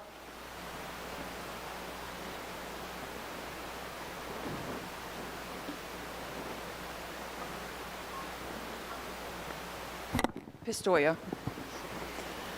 All right, hi. I'm going to try and get through this in 3 minutes because I also want to add a couple other things. My name is Kelly Pistoia. I'm speaking tonight in regards to the emotional support program that was eliminated. As you may or may not remember, I was the teacher of the program the first year. As you may or may not know, my daughter has attended the program for the last 2 years. The second year, when I was not the teacher, several parents gave the program a chance and then ultimately pulled their kids from the program. All SEL foundations that I had instilled the first year were gone. Year one, we had a class pet. We spent Fridays making crafts such as rain sticks, worry dolls, other different tools that we use for anxiety. The original social worker had weekly whole group lessons with the students and taught them the way that their brain chemically reacted to anxiety and worked with them on coping skills. We did service projects. We addressed anxiety head on that first year. This last year, my daughter did none of those things. Anxiety was not a topic that was discussed. There was no strategies that were taught. In fact, I had a meeting early on in the year with admin because she was coming home crying every day because she was not happy being there. I know other parents that had reached out and told me their kids had the same exact problem. The first year that I was there, I had begged administration for a transition plan. I said, if we're going to send these kids from the ESP program over to the high school, we need a transition plan. They can't be an ESP on Friday and at the high school on Monday. Admin agreed with me, but never did anything to create a program, to create a plan. A couple weeks ago, I got a letter stating that my daughter was being moved to the high school and that they felt the high school was now equipped to meet her needs. I'm going to ask what changed about the high school in the last 2 years. Did the school move to a shorter day? Because that's an accommodation of ESP. Is she able to do her schoolwork at her pace? Because that was another accommodation in the ESP program. Is there going to be a social worker present in her class because there was an ESP? Did the school suddenly shrink because one of the stressors was navigating that quarter-mile school? The only answer that I received was a welcome letter from a transitional coach. She introduced herself, told me her hours, and then asked for my health insurance information. She also said the students could text her as needed, but I don't understand how that's going to happen because they can't have their phones with them. How close is this transitional coach going to be to my daughter? Is she going to be a quarter-mile away on the other side? Because in ESP, the social worker was in the room with her. At my hearing, that I had stated that I would be fine, and I am. But I was worried about these students. I cried for my students because I was worried about what was going to happen with them. The first year that I taught the program, we had 23 students. Last year there was less than 15, and there was never any additional students that were added. which tells me that there was no plan to continue the program from the very beginning of the year, which also explains to me why nothing was done to help my kids with their anxiety. My oldest daughter is going to be a senior next year. She's going to be okay. But I worry about my youngest daughter. She's in 6th grade. She has more severe anxiety than her sister. What's going to happen for her? You admitted that you have a population of students that need this service when you opened the program. In fact, 28% of students in grades 6 to 8 in New Jersey struggle with school phobia. That means 656 students in WTPS struggle with school phobia. What are we doing for them? How am I supposed to get my daughter through the next 6 years? I'll finish later. Thank you. Marley Latka.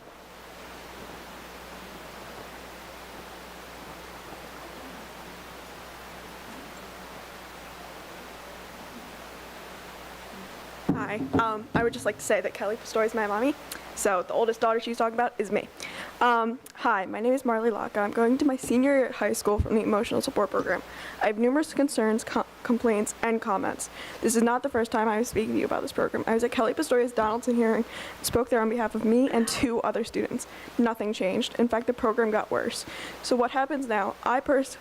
I have 1 year left, and I personally will be fine, but what about the kids in that program who have 4 more years left? What about the kids who have never stepped foot into that high school and have seen all of the high schoolers have anxiety about that high school? What about the kids who joined in 8th grade and now going into sophomore year? Yeah, you have an orientation, but I highly bet it's the same thing you did with freshmen or what middle school does when you join the district in 7th or 8th grade. I've went to both. My sister is going into 7th grade. Her anxiety is worse than mine. I walked her in every single day. What helped was the guidance counselors, Mr. J. Wobney, Ms. Doherty, Ms. Stokes, and Ms. Burr. Now that there will be one less, it will be harder. She has 6 more years. That's 1,080 days of me and my mom struggling to get my sister into school at the fault of you. The high school is not equipped now. It is the same things it had when I was there, and trust me when I tell you I used the resources. I used the guidance counselor. I used every working lunch. I used every working lunch I could. The program is the only reason I'm graduating high school a year early. I was able to do both my sophomore and junior year in less than 1. My first year here was my 7th grade. I missed 47 days. In my 8th grade, I missed 78. So I only went to school 102 days. And even then, 30 of those days, I was in an outpatient for anxiety. So I only went to Orchard Valley Middle School for 72 days. When I went to the high school and in December, I missed every day and missed a total of 30 days before I joined. When I joined in January, I missed none and ended the school year with 40. My attendance this year, I missed 30. Yes, it is bad. Sorry, I lost my spot. Yes, it is bad, but it is more than half. It is less than half of my 8th grade and 10 less than my freshman and 7th grade years. Like I said, I will be fine, but the kids I mentioned won't, including my sister. Show me what the high school and middle school now has to get rid of this program or bring it back, because I highly doubt you got rid of the behavioral program. If this is not addressed, most kids will be forced to join that program because of their anxiety. And that will make them fail even more. Tough love does not work on these kids, and you guys are supposed to protect these students. These actions you are doing are going to lead the kids to killing themselves from the bullying, the teachers not being equipped to handle them, and the supports that are missing. I'm also hearing that you're getting rid of nurse assistants. What's next? The actual nurse? I am severely allergic to peanut butter, and when I had a reaction that helped me, I could have died without them. Thank you. Thank you. I just have a quick question. Was this discussed in IA this month? I wasn't able to go. The program? Okay. All right. I think we need to discuss it again next month, if it could be put on the agenda. Carrie Capio?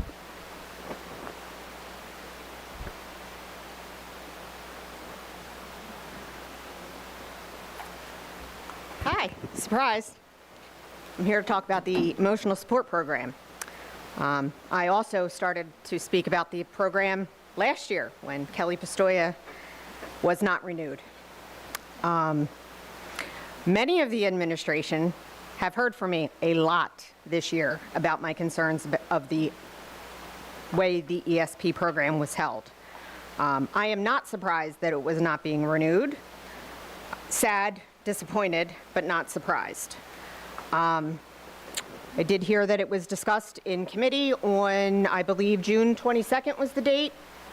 interesting because parents received our letters on 5/27 that it was being dissolved. The high school is well equipped to handle the students of the emotional support program. So my question is, as the two previous speakers, what changed? Has the behavior support program been dissolved? The money that was allocated for both the either ESP and or BSP programs, where did that money get transferred to? Because I do know that there was money being spent for those two programs. So if this was a budget issue, where is that money now being reallocated? We talked about the transitional coach. Her hours are from 9 to 1. So you're going to put students back in the high school with over 500 kids per grade with a transitional coach from 9 to 1. So don't have an emotional outbreak or dysregulation from 7:20 to 9 or after 1 p.m. Then we are losing several of the guidance counselors from the high school. I have no idea who will be brought in, what that caseload is going to look like. My daughter's guidance counselor has retired, unfortunately. I don't know who we're going to be assigned to next year. That information hasn't been communicated. How is my daughter going to be able to navigate a high school not knowing the guidance counselor, not having access to social work staff, the transitional coach? Again, we have one transitional coach that was named. Is that for the entire high school? Is that for an entire grade? Is that just for the ESP students that are being transferred back? The transition coach does want to know our insurance, but we're not going to be billed. So I need somebody to explain this to me. My final question is, I apologize, but this is my last point. I know we're short on subs. I know when... Mrs. Capia, I have to ask you to come back. Yep. Okay. And just as a statement about this, you've given us a lot of information tonight. I have to say that I found out about this cut on social media, and we have a lot of things now we need to go back and talk about and see how we're going to have the communication better for everybody concerned. And we will do that. Melissa McNally.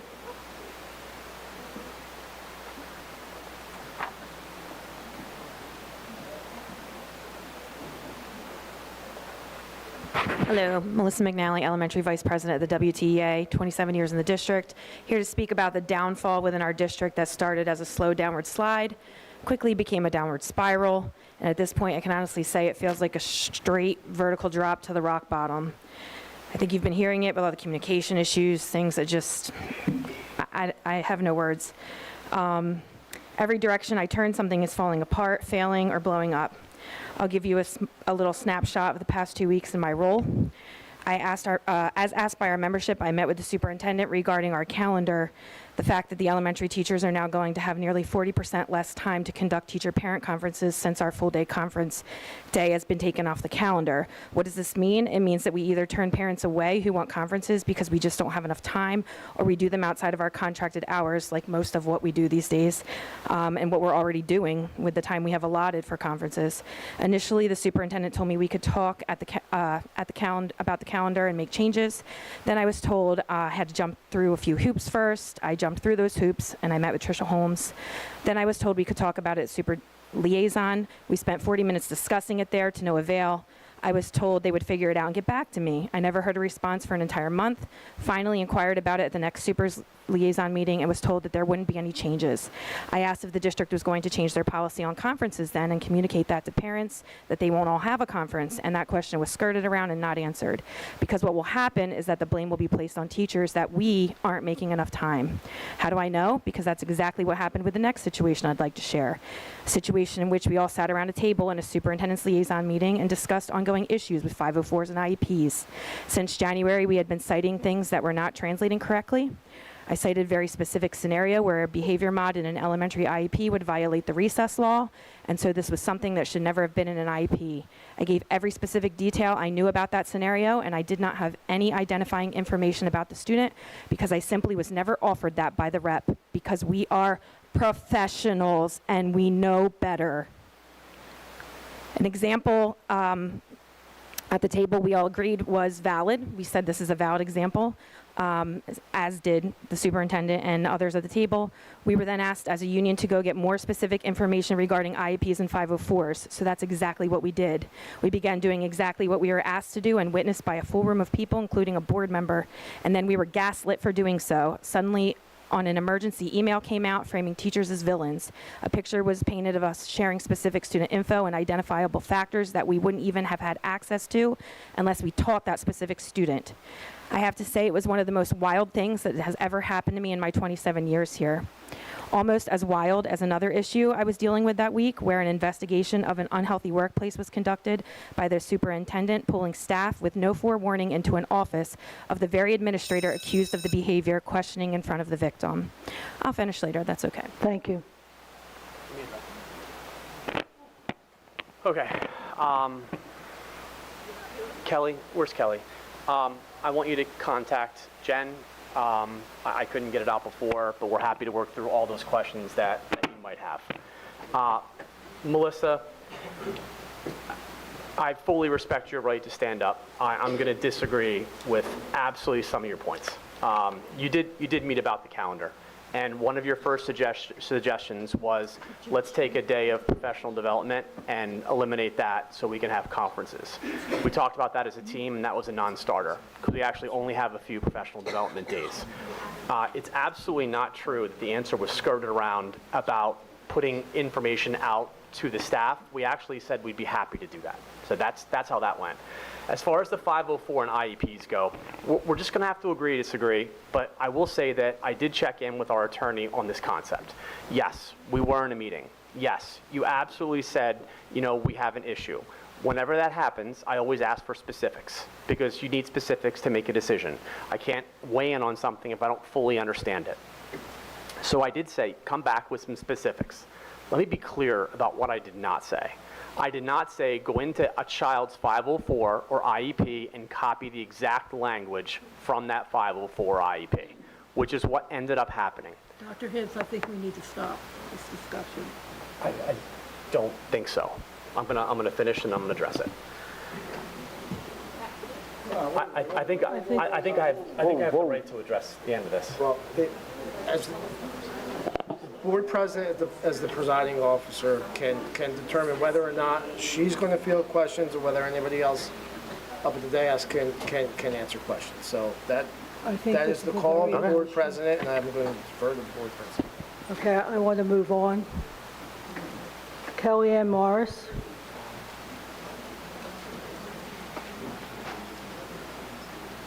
Hi, thank you for hearing me tonight. My name is Kellyanne Morris, and I am an East Band captain from Burlington County. I do not live here, but I've been coming to these board meetings since Joe Bollendorf was the superintendent. And I've watched a lot of things go on here, as all of you have. And tonight I'm here to talk about the doctrine of necessity. I want to make sure that everyone understands what that says, that there's an exception to laws usually invoked in grave emergencies. Grave emergencies. So tonight I understand that we're going to vote on merit pay and vacation time. Are these really grave emergencies? The voters elected 9 people. All 9 people should get to vote on whether or not to renew his contract. The doctrine of necessity is a legal principle that allows for the justification of actions that would otherwise be unlawful when those actions are taken to prevent a greater harm or protect the public interest. 9 people voting on his contract are going to protect a greater harm that has been continually done in this district and protect your interests. So we need the board to invoke the doctrine of necessity. I don't know if you realize this, but in the next 4 years, if he gets another contract, he's going to make $1 million. Okay? We're talking about all of these cuts, and he's going to earn over $1 million. How is this fiscally responsible when we're cutting programs like clubs and sports, increasing class sizes, and firing support staff, teachers, counselors, nurses, aides? Regardless of whether you like Hibbs or not, 3 people should not hold the power to determine his contract for the entire community. I implore you to invoke the doctrine of necessity to vote on his contract. Thank you for your time. Thank you. Heather Whitcraft.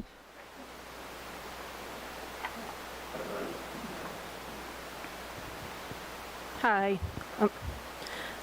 First, I want to thank Ms. Tenuto at OVMS and her assistants for helping my son remain calm when he broke his wrist in gym class, and for always being sure to check on him whenever I asked.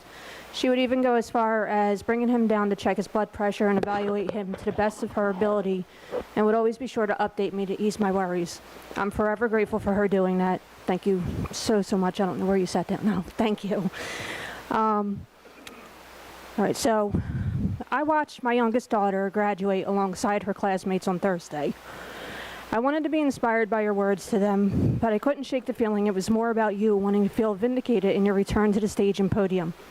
One part of your speech did stand out for me, though. Sometimes doing the right thing costs more. You're right. Sometimes that cost is paying an interim superintendent while ours is on leave. Right now, the right thing to do is to invoke the doctrine of necessity to vote whether or not to renew the superintendent's contract. You can't invoke it for the benefit of his pocket issues and not for his contract. It's unethical. The voters in this community voted for 9 people. All 9 people should get to vote, not just a third who have only ever kissed the ground he walks on. While I'm on contracts, I just heard Elaine mention the policy about a liaison to the union meetings. I wanted to make sure it's known that it's actually in the WTEA contract that a board member be in attendance as a liaison before any policy is possibly amended. And then also, there are several special needs parents and parents with issues concerning special needs children that have gone completely ignored by Dr. Hibbs and Annette Miller. Is Marlboro's history repeating itself here in Washington Township? When will our kids come first? Thank you. Okay. Thank you, Mrs. Whitcraft. That's a new thing that we're doing, and board members do not have to go to the meetings, but they're invited to go to the meetings, and we are working on having that happen. That's happened more this year since it's been a new part of the contract. Mr. Anderson?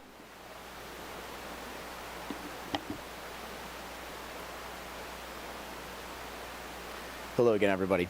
I just wanted to get up because I've been getting a flood of emails from my students and some parents, and I just want to be very clear that German and French are alive and well in Washington Township.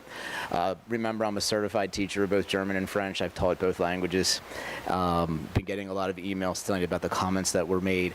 Our upper levels are higher than ever at the high school. We have French numbers are higher than ever, as well as German. And I just want to remind everyone in the community about world languages. They start in middle school. So level 1 is actually in middle school, but we do have it in high school as well. The information that was relayed about German 1 and French 1 is accurate. They were not cut, however. They're simply not running next year. As many other classes, there are a couple that are not running next year as well. I'll be happy to brief everyone on the circumstances of that, but I just wanted to be clear as to what was happening with German and French because, like I said, I'm getting a lot of emails about it already. So thank you for allowing me to clarify a little bit. Thank you, Mr. Anderson. Okay, we're going to do 2 more cards because they definitely came in for the first session, and I'm going to save a few of them for when we have our next time to talk. Logan Elias.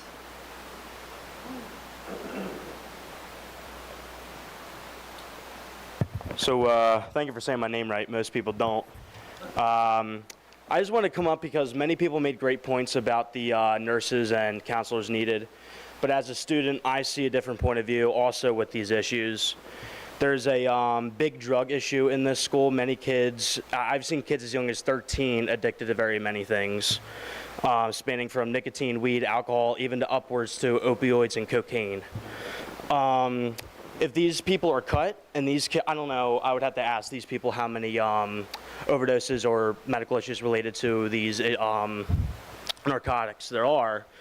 But if these people are cut and saying, I see these many people have these addictions, we don't know where that could go because the counselors can help them with these addictions and the nurses can, give give the, I don't really know anything about the wording of this, but like they give out the Narcan, I believe it's called. But yeah, I think that that is another thing that people need to realize when they think about these cuts, as these issues are really bad. I mean, I know, you know, people used to smoke cigarettes in the boys' room back in the 70s, like Steely Dan talked about, but, you know, it's really getting bad now with drugs and like any drug in general. Another thing I'd like to point out is this board seems to be very incompetent with just in general. I'm not pointing anybody out, but in general, with just information in general. Nobody seems to know anything like on point. We saw that many times tonight. Many people have yet to check their emails. Many people can't are finding information online or things like that. You know, we need to, these people on the board that we elect, I just got to voting age, but our parents elect to know these things on point at meetings when they talk for hours before these meetings become public. That's all I wanted to say. I reserve the rest of my time. Thank you. Thank you, Mr. Elias, but be aware of the fact that we know what we're told. Not everything is discussed, and there are sometimes reasons why it isn't, but we do act on any information that we are given. Okay, Shireen Ducasse.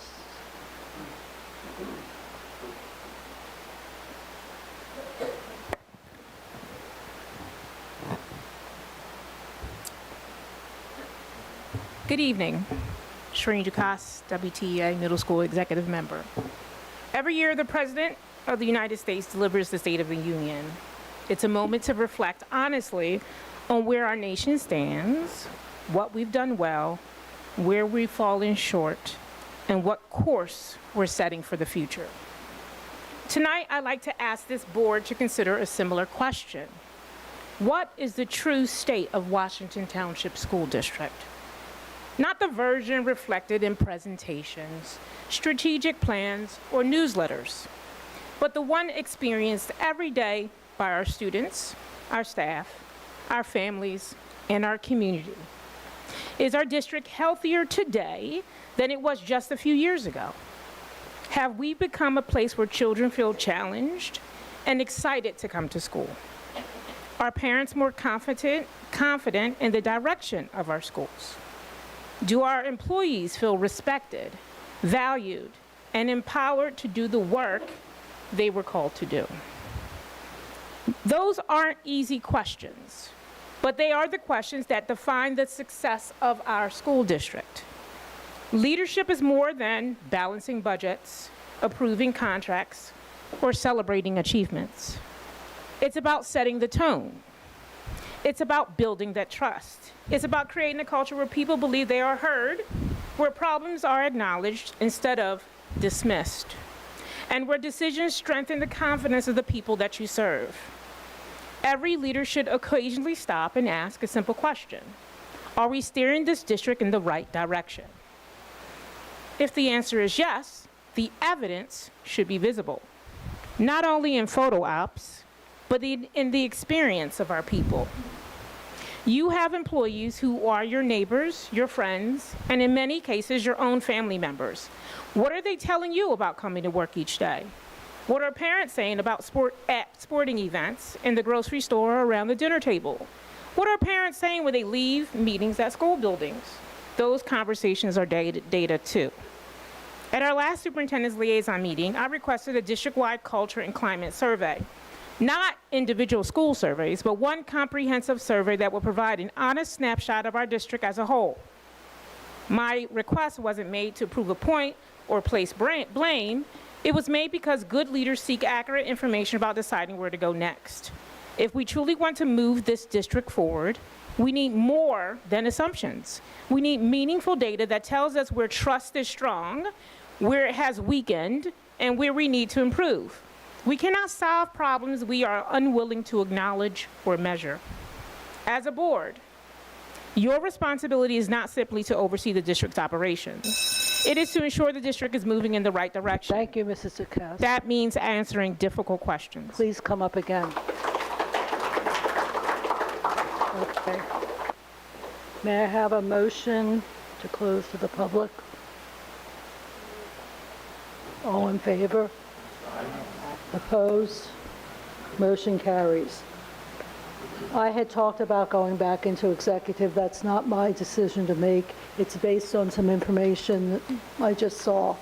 It does have to do with personnel.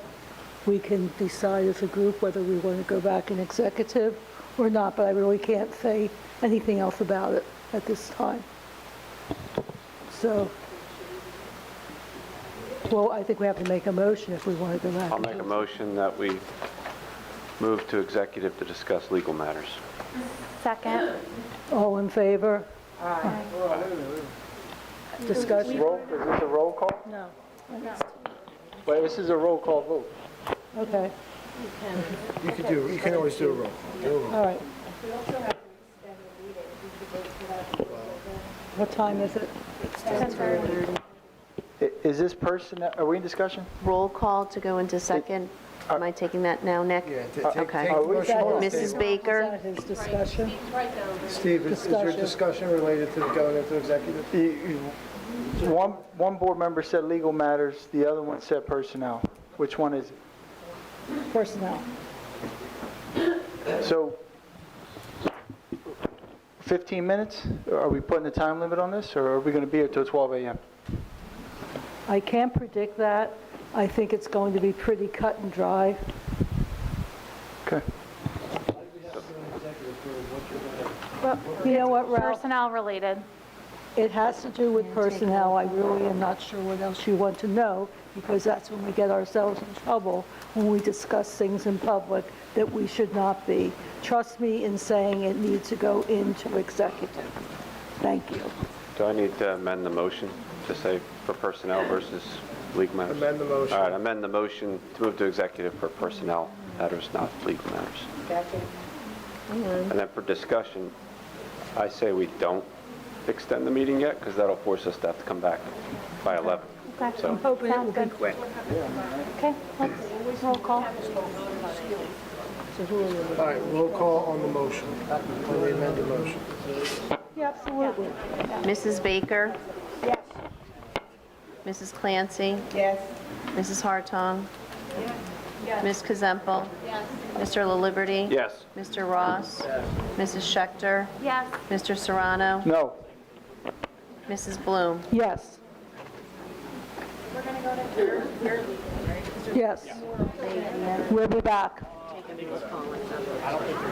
Well, yeah, you know that. Yeah. I have no idea.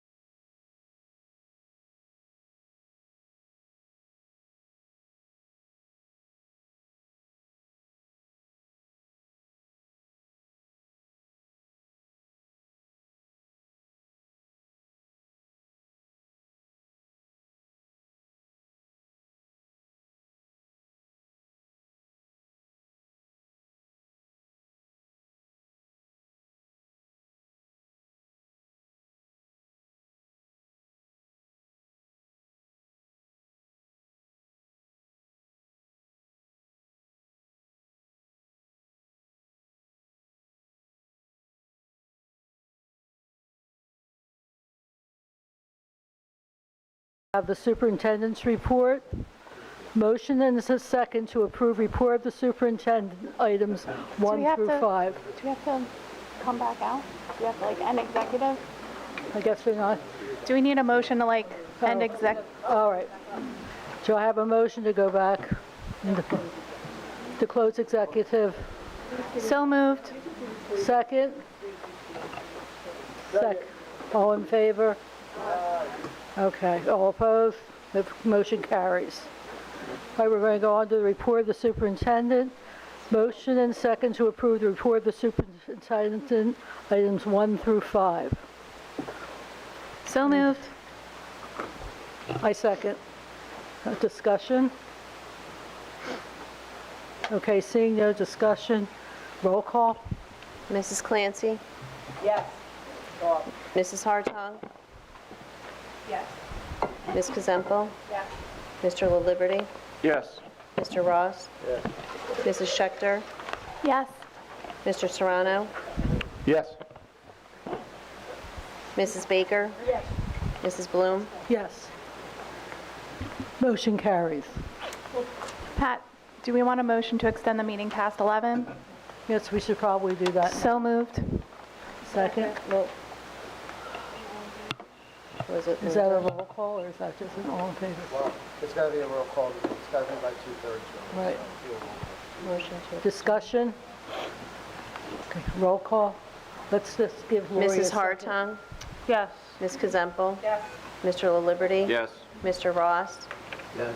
Mrs. Schechter? Yes. Mr. Serrano? Yes. Mrs. Baker? Mrs. Clancy? Yes. Mrs. Bloom? Yes. Okay, we're moving on to instructional affairs. Motion and a second to approve instructional affairs items 1 through 3. Motion. Second? Okay. Discussion? Roll call? Ms. Kazempo? Yes. Mr. LaLiberty? Yes. Mr. Ross? Yes. Mrs. Schechter? Yes. Mr. Serrano? Yes. Mrs. Baker? Yes. Mrs. Clancy? Yes. Mrs. Hartong? Yes. Mrs. Bloom? Yes. All right, policy, there are no items at this time. Student activities and communications. Motion and a second to approve student activities and communications, item 1. So moved. Second. Any discussion? Okay, roll call. Mr. LaLiberty? Yes. Mr. Ross? Yes. Mrs. Schechter? Yes. Mr. Serrano? Yes. Mrs. Baker? Yes. Mrs. Clancy? Yes. Mrs. Hartong? Yes. Ms. Kazempo? Yes. Mrs. Bloom? Yes. Okay. Under Human Resources, Scott, I understand you have a motion. Yes. I'd like to make a motion to add to Human Resources Agenda Item M72, which would be as follows. Recommend to approve the transfer of Christina Cox, elementary principal, GTECC, Kindle and Walls, currently at a salary of $135,751 per annum. You need me to read the account that it comes out of? Yes, all right. It's account number 20-218-200-103-03-00-00, comma 11-000-240-103-03-000-00, position number PRN-0001, 2, Director of Curriculum Instruction, comma, district, comma, at $145,887 per annum, effective July 1, 2026. New position, account number 11-000-221-102-21-000-00, comma, position number Director-0012. Thank you, Scott. Okay, we're going to do this a little bit differently. I need a That's a second. motion to amend the agenda okay. and to add the resolution, so we need a second, and then we need to Second. Okay, second. roll call. Roll call. Mr. Ross?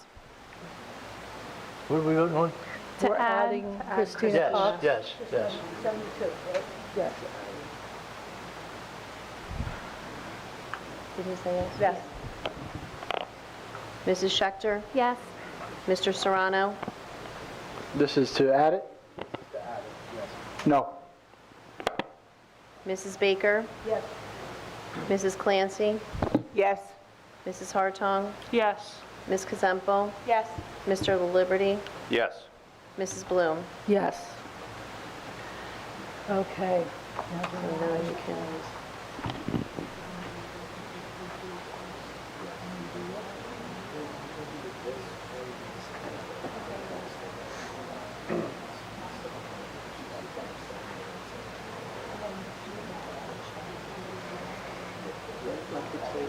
Okay, so we're only approving some of these things. You'll understand why in a few minutes.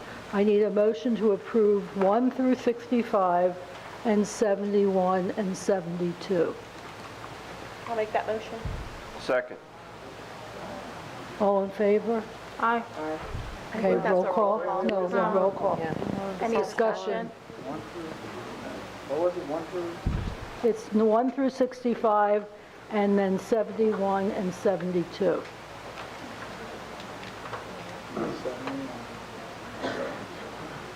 Okay. Any further discussion of that?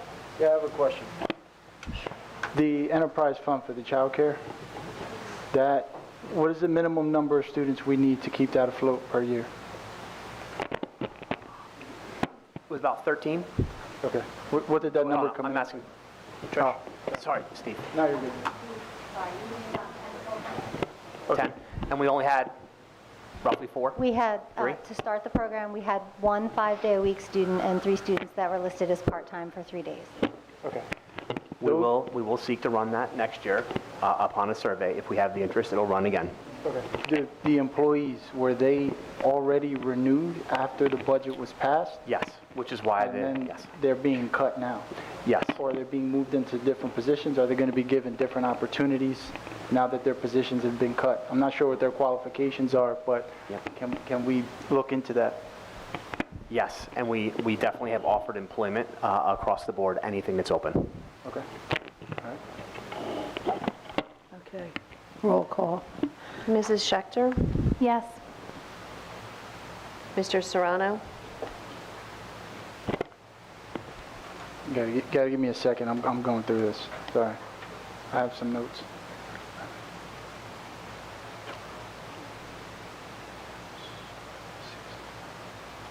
Okay, so no to 72, the item that was just placed on the agenda. I cannot, in good faith, with people coming up here saying that emotional support has been cut, nurses' assistants' hours are being cut, and counselors at the middle school level are being cut. I can't vote for a $145,000 salary. That's going from a grant-funded position, if I'm not mistaken, to the general fund. So that's going to be a no. Nothing against that specific employee, but I cannot vote that yes in good conscience. So 72 is going to be a no. The 71. yes to 71, and I'm going backward because everything else is 1 through 65, so.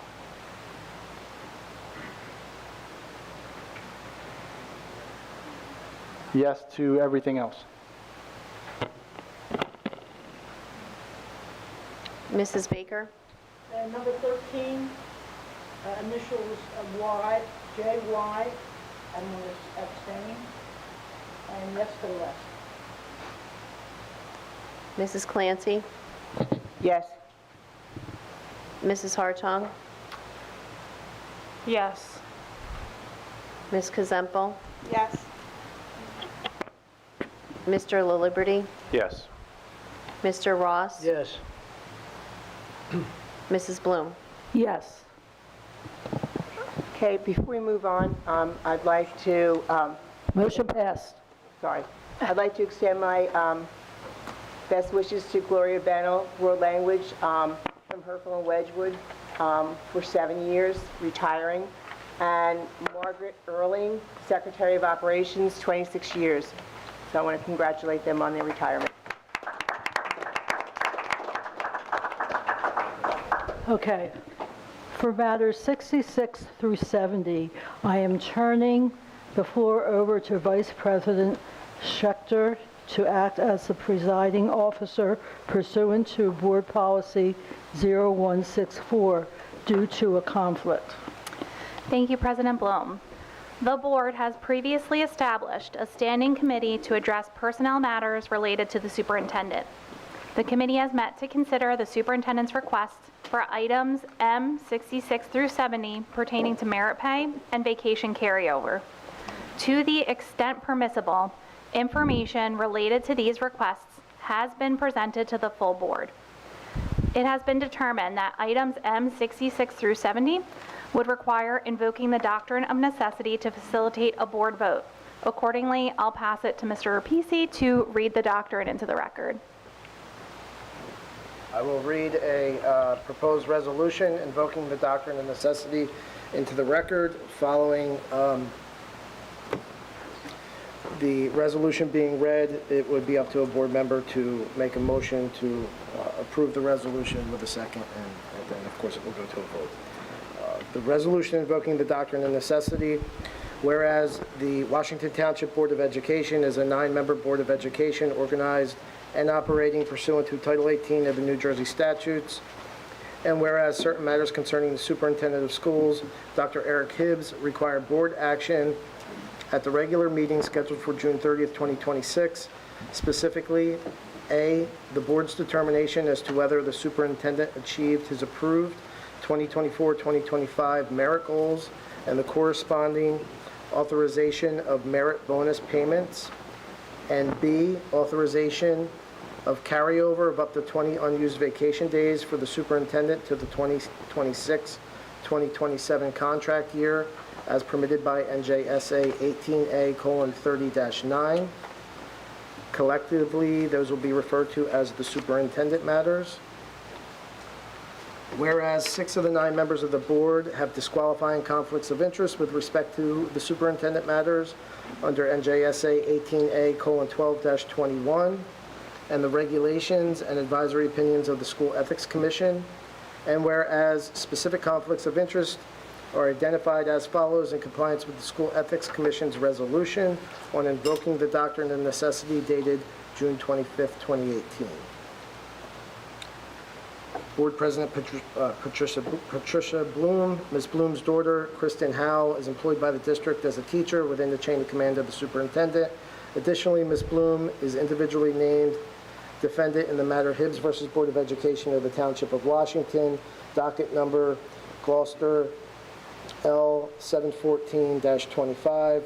That lawsuit hereinafter will be referred to as the Hibbs lawsuit, which is a lawsuit filed by the superintendent against the Board of Education and several of its board members. Julie Kazempel, Ms. Kazempel is an individual named as a defendant in the Hibbs lawsuit. Ralph Ross, Mr. Ross is individually named as a defendant in the Hibbs lawsuit. Connie Baker, Ms. Baker is individually named defendant in the Hibbs lawsuit. Stephen Serrano, Mr. Serrano is an individually named defendant in the Hibbs lawsuit. Linda Hartung, Ms. Hartung's sibling, Dana Zelikowski, sorry, is employed by the district as a clerical assistant within the chain of command of the superintendent. Whereas by reason of the foregoing conflicts of interest, only 3 members of the board, Ms. Schechter, Mr. LaLiberty, and Ms. Clancy, are not conflicted with respect to the superintendent matters, and whereas action by the board on superintendent matters requires the affirmative vote of a majority of the full membership of the board, namely 5 affirmative votes pursuant to NJSA 18A:27-4.1, the applicable board bylaws, and by contract.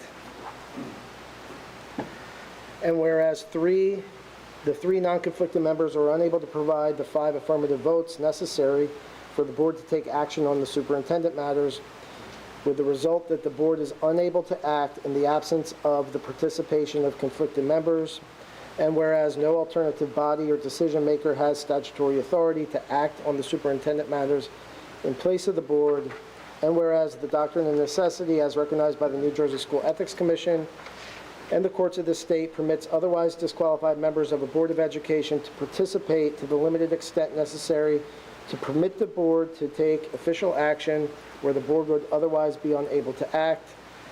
And whereas consistent with the guidance from the School Ethics Commission, the doctrine of necessity authorizes voting only and does not authorize conflicted members to deliberate, discuss, consider, or negotiate the superintendent matters. And whereas the board has determined that invoking the doctrine of necessity is appropriate and necessary in order to permit the board to take action on the superintendent matters, now therefore be it resolved by the Washington Township Board of Education at its regular public meeting held on June 30th, 2026 as follows.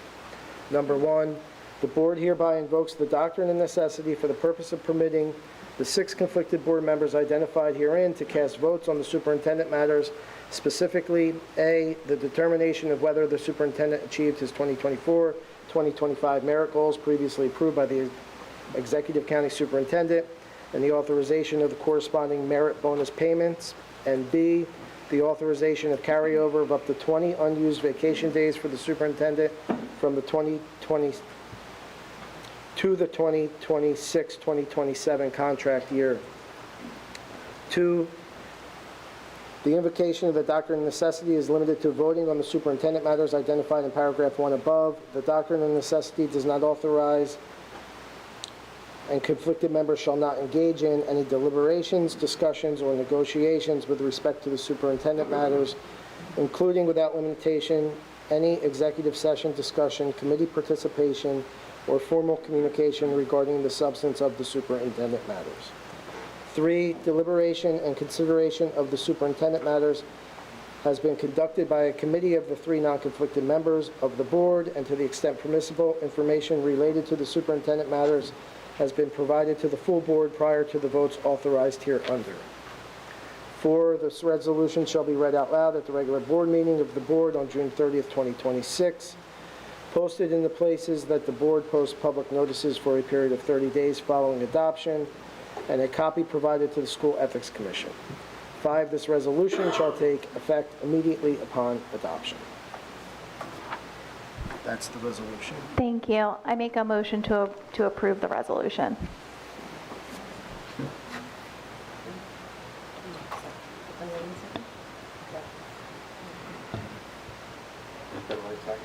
Yeah. We're roll calling or discussion first? There could be discussion. Well, there should, there could be discussion from the non-conflicted members, if there's any. We're only voting on the doctrine of necessity, Right now, we're not voting the items. whether to invoke the doctrine of necessity, Okay. the resolution to invoke the doctrine. It should be a roll call vote. Scott, Lane, any discussion? No? Do you have any discussion? No? Roll call? I just want to mention, these were contractual. This is just about. This is just This about is just invoking the doctrine.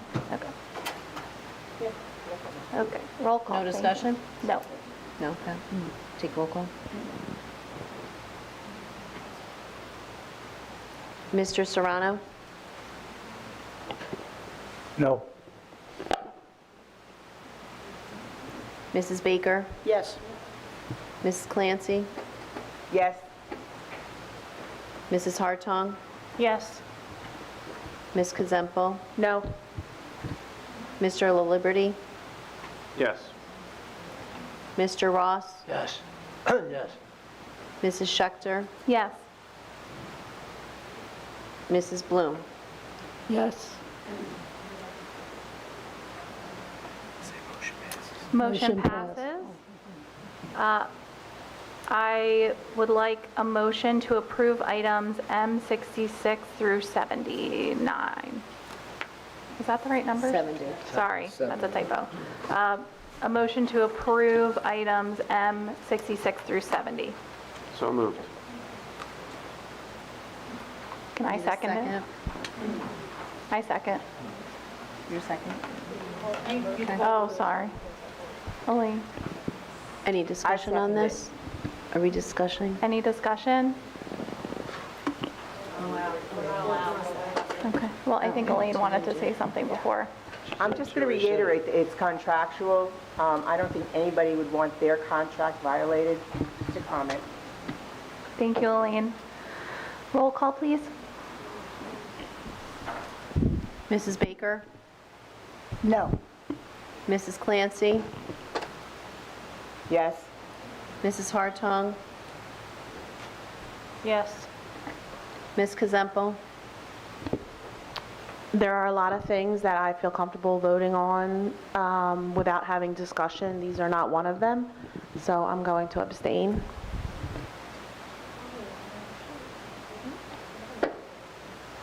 Mr. LaLiberty? Yes. Mr. Ross? No. Mrs. Schechter? Yes. Mr. Serrano? No. Mrs. Bloom? Abstain.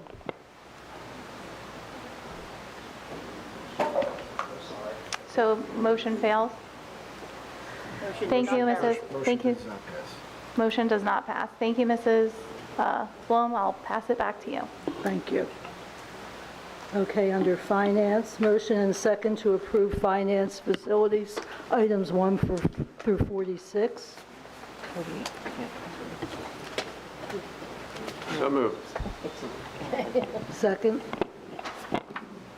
Any second? Second. Discussion? I have a question. Mrs. Wechter, I see the health insurance, the shift on here. Is that a captive? Is it the same thing as a captive? Or have we looked into captive insurance, being self-insured? Oh. Yes, that's been part of the quote process that our broker does every year, so that's not the best option for us at this time. Okay. We aren't, so these options, there's no change to what employees had in previous years.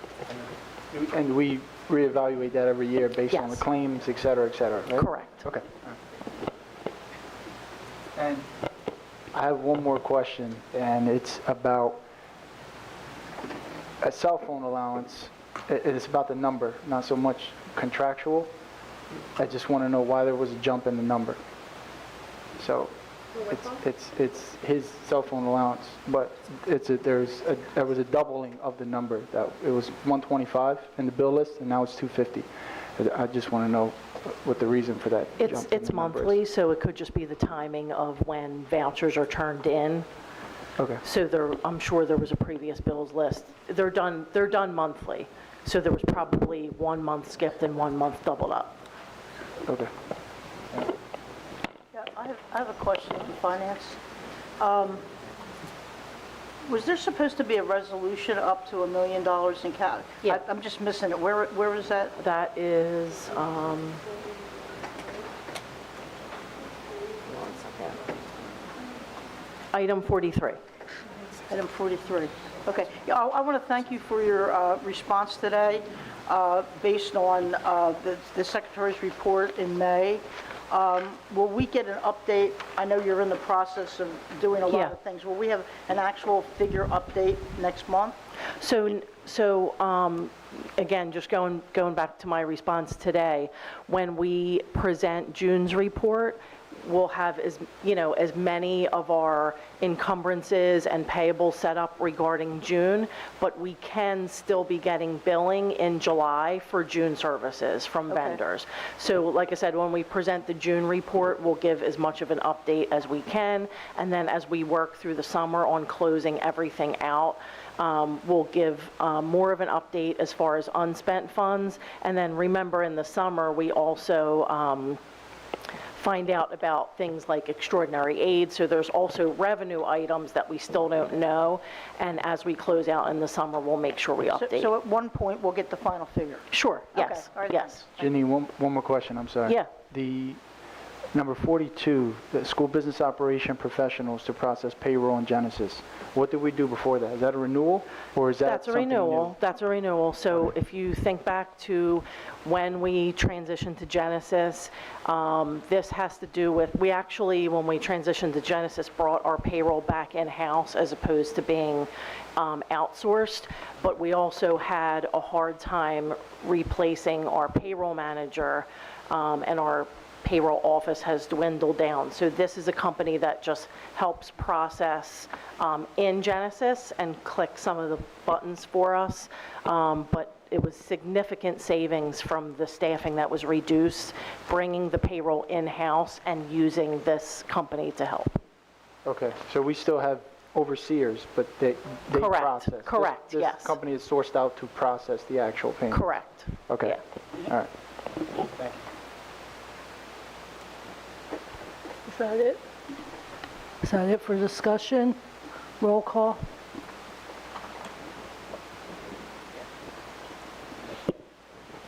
Mrs. Clancy? Yes. Mrs. Hartung? Yes. Ms. Kazempel? Yes. Mr. La Liberty? Yes. Mr. Ross? Yes. Mrs. Schechter? Yes. Mr. Serrano? Yes. Mrs. Baker? Yes. Ms. Bloom? Yes. Motion carried.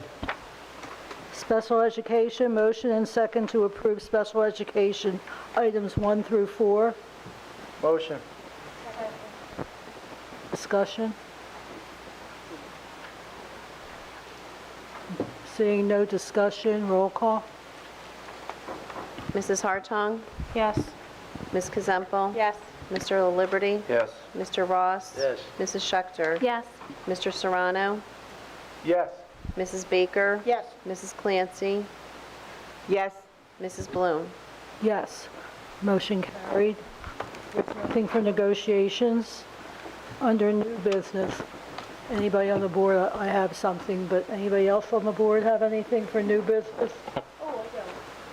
I want us just to give, and I feel like most of the time he doesn't get the recognition he deserves, so I'm going to take the second to give it to him. I was at graduation on Thursday. Was it Yes, Thursday? yes. It was beautiful. All graduations are beautiful. This one was beautiful. But I have to, there's something that people don't see sitting in the general population area versus sitting on the stage front row watching it happen. It's fascinating to me in a school of the seniors alone, 514 graduates, to see that more than half of the students had a personal relationship with Mr. Anderson. Like, he had special handshakes with some of them. He knew their names, like, on a first name basis. And it wasn't like they were calling names slow, like where he picked up the name and knew who it was. He genuinely knew these kids. And there's something special about that. It doesn't happen often. I'm sure some principals in a school that large would be able to do that. And it was heartwarming to see, like, one girl came up and she was like, I told you I was going to do it. Like, I was laughing hysterical, and he's like, you did. You told me you would do it, and you did it. He just has so many, like, special personal relationships with the kids. He might not be every adult's cup of tea, I get it. We've had our one-on-one times, me and Mr. Anderson, but just something, the kids love him for some reason. I mean, I love him too. I didn't mean to say that. I'm very sorry. I'm very tired. Very tired. I've known Mr. Anderson for a long time. But he's just, thank you. Thank you. And for someone that had a student graduate, and I have a rising junior, which I don't know how she got that old, because I'm not, but I appreciate you, and I thank you so, so much for the amount of time and dedication you put to the kids.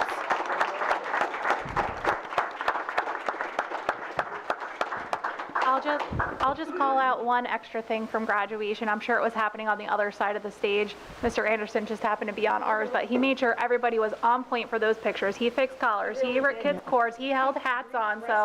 So if your picture came out really great, thank you, Mr. Anderson. Mrs. Bloom? Yes. Is there some way that we could explore the issue of taking the nurses' assistants back to the hours to where they were, whether through committee or maybe Dr. Hibbs could tell us how we could go about that, or we could take some time on that issue? We talked about that a little bit, and I think that I'm not sure if we want to take a motion. I think that you agreed that they would look into it for us and give us some options. Correct, Dr. Hibbs? Yes, if there were options. So we're gonna look into that. Yes. Thank you very much. Yes. Anybody else?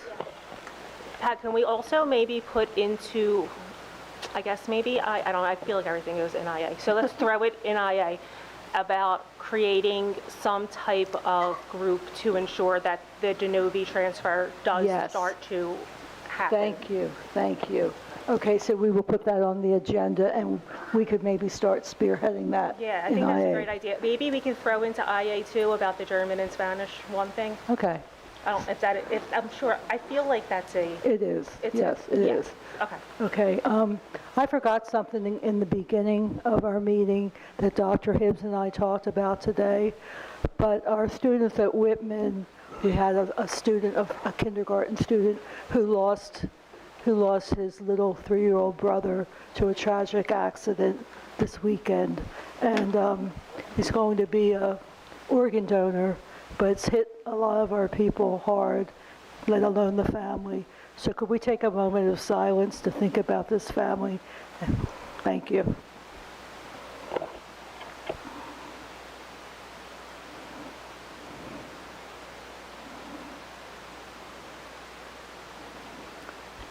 Thank you. As a district, I just want them to know that our prayers and thoughts are with them.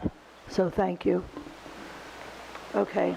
I have one thing for new business.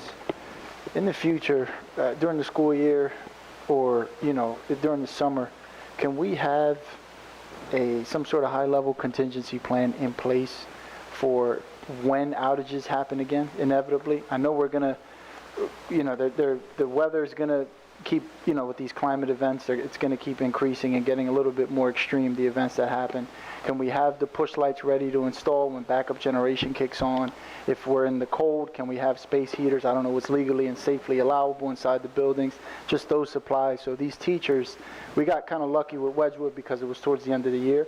But if we're in the, if we're in October, November, if we're in a different portion, but not towards the end or not just starting school, can we have something in place to where the staff feels good if we're not going to shut down school for that duration of the time that these buildings are out, any buildings in the district? Certainly. All right, thank you. Okay, anything else? Okay, may I have a motion to open the meeting to the public? So moved. Second. All in favor? Aye. Okay, opposed? Motion carries.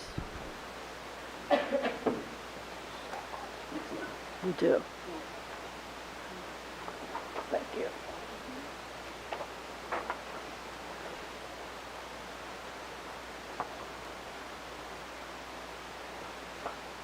Okay, we'll start with Barry Widener again. Now you get to finish, ma'am. First, I want to say thank you so much for taking time. I really respect everybody up here, administration, the board. We all have a very difficult job to do, and I know you have a lot of difficult decisions to make. So I do appreciate your time and consideration. You donate a lot of your time. So in addition, I handed this all to you, so I just want to continue to talk, taking care of many staff members and ESS employees daily for their medical-related situations, coordinating urgent care and HR paperwork that needs to be sent to Dawn McCann. We assist people making calls and filling out paperwork when they are not feeling well, they're ill, they're injured, and we have to call 911 if needed in handling life-threatening emergencies. Each child is unique. When we say we see 30 to 100 kids a day, each person may take a half an hour to 45 minutes, depending on what their medical needs are. Leaving the nurse to be unattended alone with other sick and injured adults or students is a liability issue for not only the registered nurses, but for your district. There should always be 2 adults present present for situations which are typically impromptu and cannot be scheduled in advance for another person to be present. We make sure medications are in date, nothing's expired, first aid supplies, emergency supplies. So when there is an emergent situation, we are ready to go. It is a safety issue. We participate in meetings, wellness meetings, safety committees, coordinating food allergy plans for numerous parties, celebrations, and we discuss it with teachers and admins. Most of my job, I will be spending the entire summer preparing those lists so that on day one, teachers are ready to go, so that we have no emergencies with food allergies. We are walking children back to class. Kindergartners can no longer, they can't walk back to class alone. We need to make sure, did they eat lunch? Are they late for lunch? Did they miss part of their lunch? Do they go to specials? They can't walk outside alone. It's another safety issue. We talk to parents about restrictions for recess, PE, concussions, broken bones, like we said, to make sure that those children are being taken care of properly. It takes time. We walk children out at the elementary level to parents when they're sick. Who's going to man the health office when we need to discuss things with parents? We have extra recess at the end of the day. Buses are already pulled into the lot. I have teeth being knocked out, broken bones, lacerations, and trying to figure out when there's 4 and 5 kids who could go home on a bus and who can't. Preparing transfers for in and out of district, making copies. Our health assistants help with all of these daily things. We survey the health office for supplies. I said again, safety is our main concern. We cannot do our job without our health assistants. We are not just Band-Aids and ice packs. We are seeing 30 to 100 kids a day. Everyone's a unique individual. These kids deserve our time and energy. I don't want someone sitting for 20 minutes in my health office during math because I'm assisting another child. The other children are missing instructional time. It's an equity situation. It's equity for our MD students. We're now, even at Birch's, we're getting another MD class. Those children deserve my time and energy, and it's all regarding safety. I do know that you have a very difficult position to make, and I know there's budget constraints, but this is a safety issue.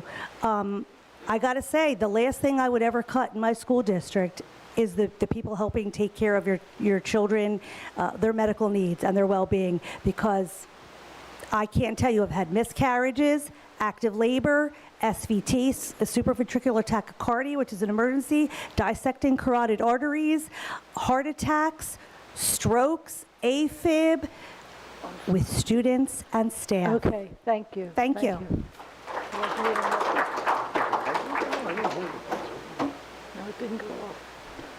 Becky Bates.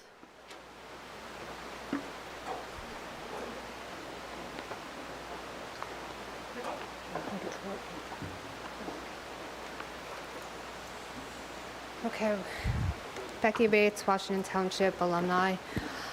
Still resident here. We're going to start a little bit in the back here. When we became a Future First school, we had to implement all the tech and infrastructure, the curriculum that was not even finished yet, and we were told to trust the system, but we wouldn't know the results for at least 10 years. Well, it's been longer than that, and some of the results are in. And although nothing that was named in the beginning for us to trust is now non-existent or has been renamed because of public backlash. At board meetings, state and local, parents, school staff, board members spoke out about how it's not sustainable money-wise. We were told, don't worry, State Board I will provide some funding. We said that we will lose staff, support staff, and other child advocates. We have lost them over the years, and so far, when in the past where we've lost some, now you're going, oh, we can lose some more. We really can't. We said that the mental health of the students and the staff will be highly affected, just to name a few things. As you keep saying, we have no money left. Duh. We are losing more and more staff each year. Of course, we told you this. The mental health of our kids is definitely affected, especially when you have kids in crisis mode. Go to the counselor's office who are directed to be in testing with other students, so they are turned away in full crisis mode. Unacceptable. The next step is to go to the nurse's office. But what if it's next year and we've lost them now? Where do they go? Because they can't handle them. There's not enough staff in that room.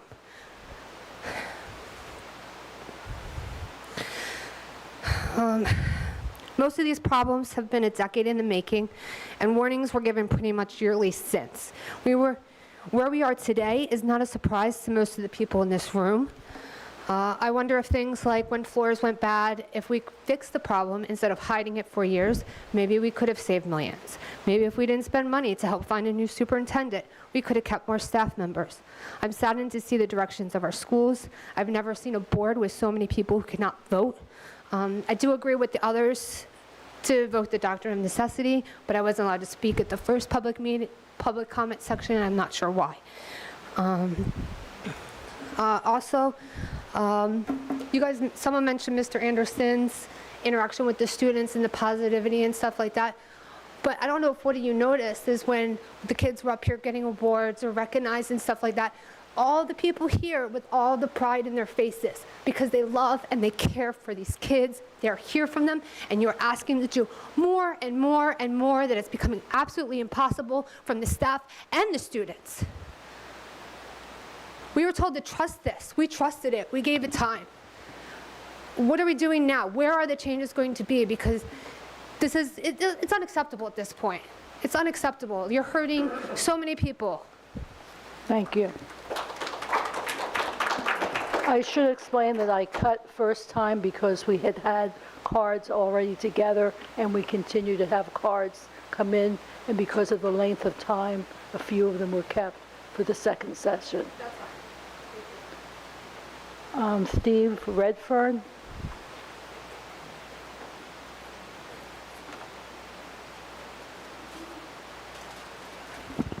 It's been about a year since I've been here. Steve Redfern, NJA field rep for the WTEA as well as the WTSSPA. I'm going to hand this back out. About a year ago, I handed this out. Ms. Schechter, you have a copy. We sat probably right about there, and you asked me for one. So you probably have it already, but I'm going to give it to you. Pass that out. Okay. It discussed what was called a labor management. I apologize, there's only 10 copies, so 9 for the board members, 1 for Dr. Hibbs. Those who are short of them, sorry about that, Ms. Wechter. I only made 10. Okay. Everybody got one, so just maybe this time we can talk a little bit more about it. So I'm back here a year. Seems like the same things are coming up. Same people are coming up, making the same comments. There's no collaboration. Okay.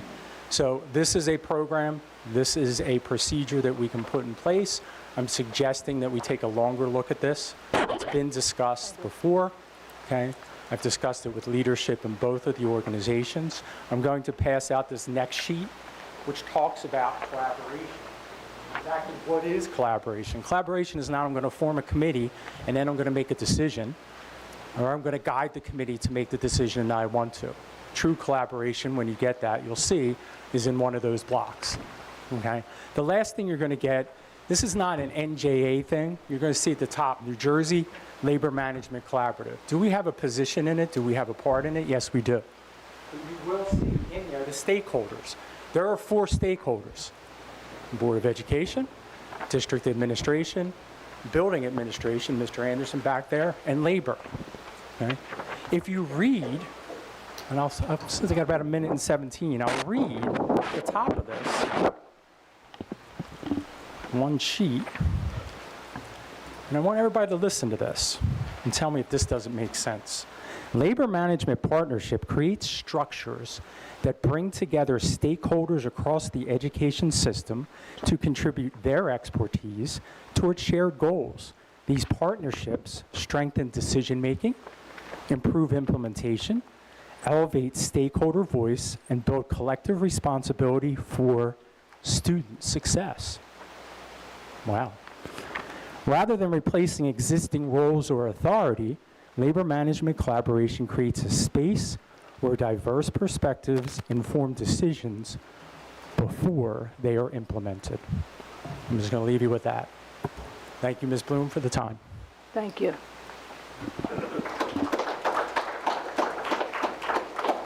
And we will try to look that over, hopefully,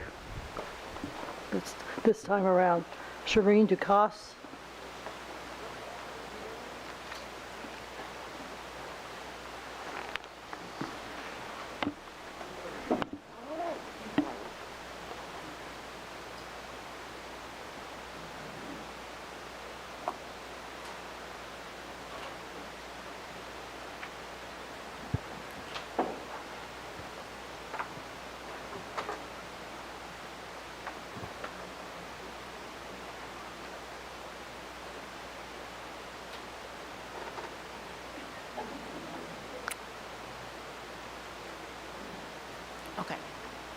think I stopped at questions, but I'm going to go back a little bit.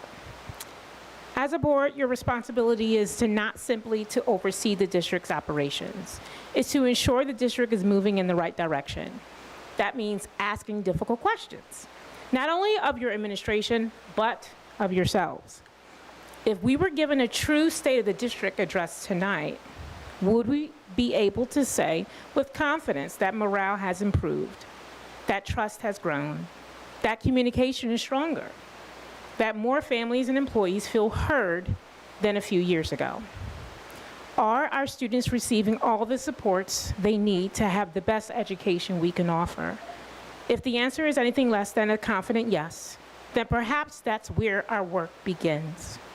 Because the state of our school district isn't defined by buildings we maintain or the budgets we pass, it is defined by the people who walk through the buildings every day and whether they believe in the direction we're headed. Our students deserve excellent schools. Our employees deserve excellent leadership. Our community deserves a district that is willing to reflect honestly, listen intentionally, and continually strive to do better. That is the state of the district I hope we all are working toward. We need to take the steps needed to have that honest conversation where all of your thoughts on the board are included. Thank you. Thank you. Kelly Pistoia.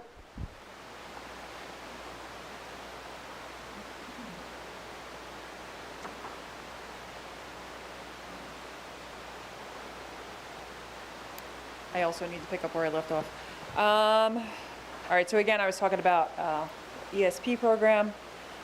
My amazing daughter, who gave a great speech earlier, told me to restate my stats, so that's where I'm going to start. So we admitted that we have a population of students that needed the ESP services when we just in the creation of the program. Statistically speaking, 28% of students in grades K to 12 in New Jersey struggle with school phobia.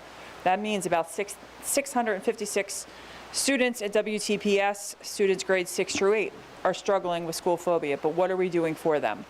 How am I supposed to get my daughter through the next 6 years with one transitional coach at the high school and next to nothing at the middle school? I know that Mr. J is considered to be the mentor for school avoidance at OVMS, and he had met with my youngest student a while ago. I'm just learning tonight that there are cuts in the school counselor department. So the amazing Mr. J is either going to be moved somewhere else or he is going to be dealing with half the school in addition to trying to help our school avoidance kids, and I don't know how that's going to happen. We're also talking about losing nursing staff.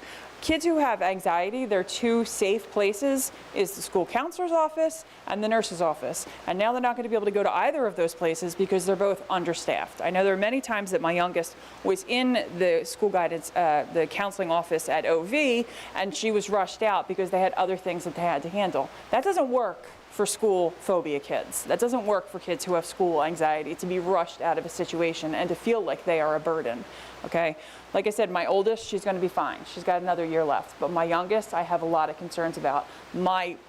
I was just gritting my teeth hoping I can get her as far through high school, as middle school as humanly possible before I had to eventually put her in the ESP program. But now there is no ESP program, and it sounds like there's no supports being put in place to replace the ESP program. In fact, the supports that they normally would use in their school day are actually being cut. So we're not servicing these kids. I don't know anything about multi-million-dollar budgets. I am a reading specialist for a very good reason. Numbers and I don't get along. So I understand what we're saying about every cut is difficult. All I know is as a taxpayer, I pay 10 grand a year. I came into the school after the crisis came about, so I have no idea how it started. All I know is I'm paying a lot of money and my kids are getting a lesser education here than they've gotten anywhere else. And that's not okay. That's not acceptable. Thank you. Thank you. Carrie Capio.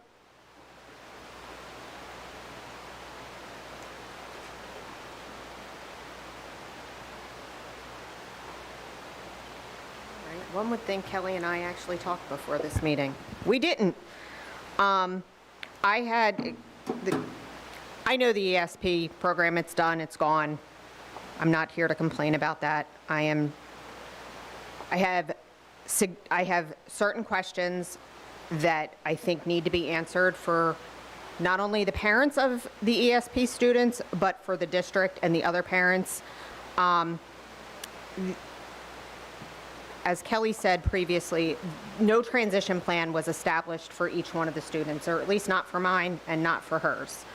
I asked for a transition plan repeatedly. I asked what the goals were of the program. I was told it was data-driven.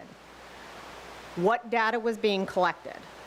What data was used to dissolve the program? That is a specific question that I would like answered.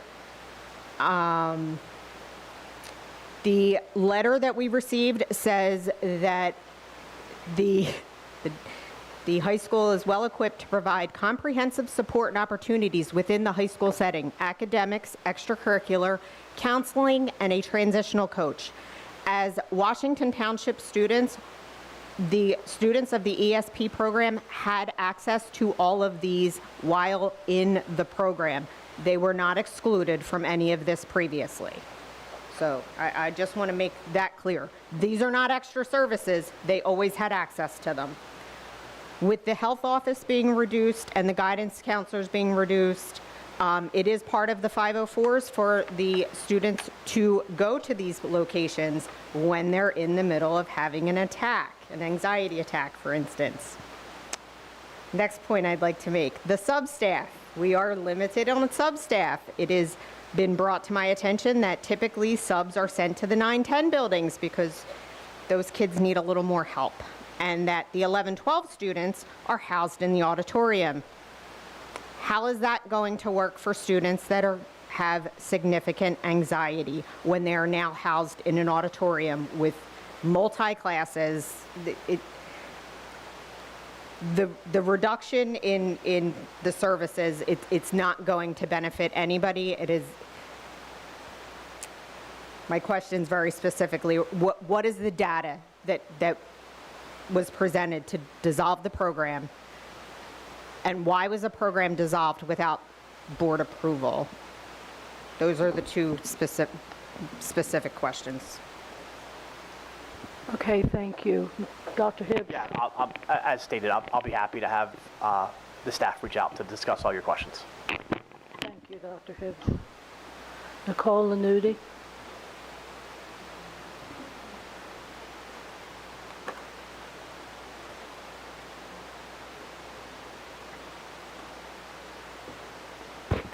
I just wanted to touch on the response you gave me after I stood up here last time about the saying it was not fair for the employees to not have the extra holiday. I just wanted clarification because I think, and I could be wrong, but 12-month employees, whether they work on Friday or not, that's still their day. It's a federal observance. So by approving Monday, you just gave the district an extra holiday day because they're 12-month and they get paid anyway Friday.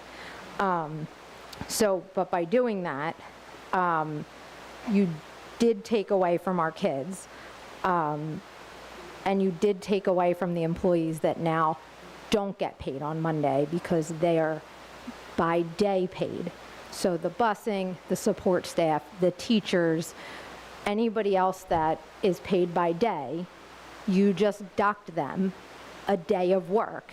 And most of them were already killed in the last 2 years by docking them from pay and hours and benefits. So when they pick up ESY, which we are very thankful that they do because there was a period of time where nobody wanted to work ESY.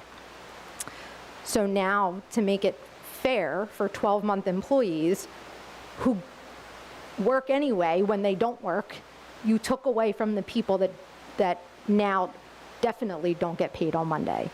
And most importantly, our kids. They deserve that day. You might think it's only one day, and our ESY program, for lack of a better term, sucks anyway.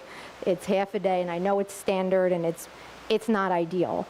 But to take away another day from our kids, and Ms. Miller did say the letter went out, she's right, but just 4 days ago. School was supposed to start Monday. So I was pretty upset to see you guys approved another day off. Also, extended August ESY is still not approved. This is my third meeting I've stood here. I haven't seen it on the agenda yet. I haven't seen the dates. I haven't seen staff being approved. That's also a month away. I saw a letter to another parent in elementary school saying that the district did away with the extended ESY program. News to me, my kid's in her IEP. She goes to ESY in August. I was told it was still for her. So I'm curious to know when you're going to be approving that and the staff. And on a side note, like Dr. Hibbs or Hatem, violating his contract is still going to cost us more money. If everybody thinks his salary is high, the next person that comes here knowing you guys violate contracts is going to cost us double the money. Please stop costing us money. Thank you, Mrs. Lanuti. Jerry Tarashi?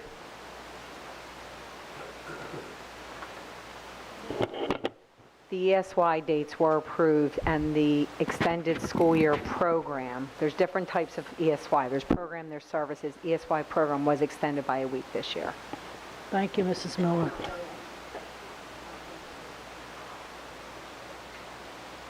Good evening, everybody. Dr. Hibbs, I've come to this microphone over a period of time and been very critical at times toward you.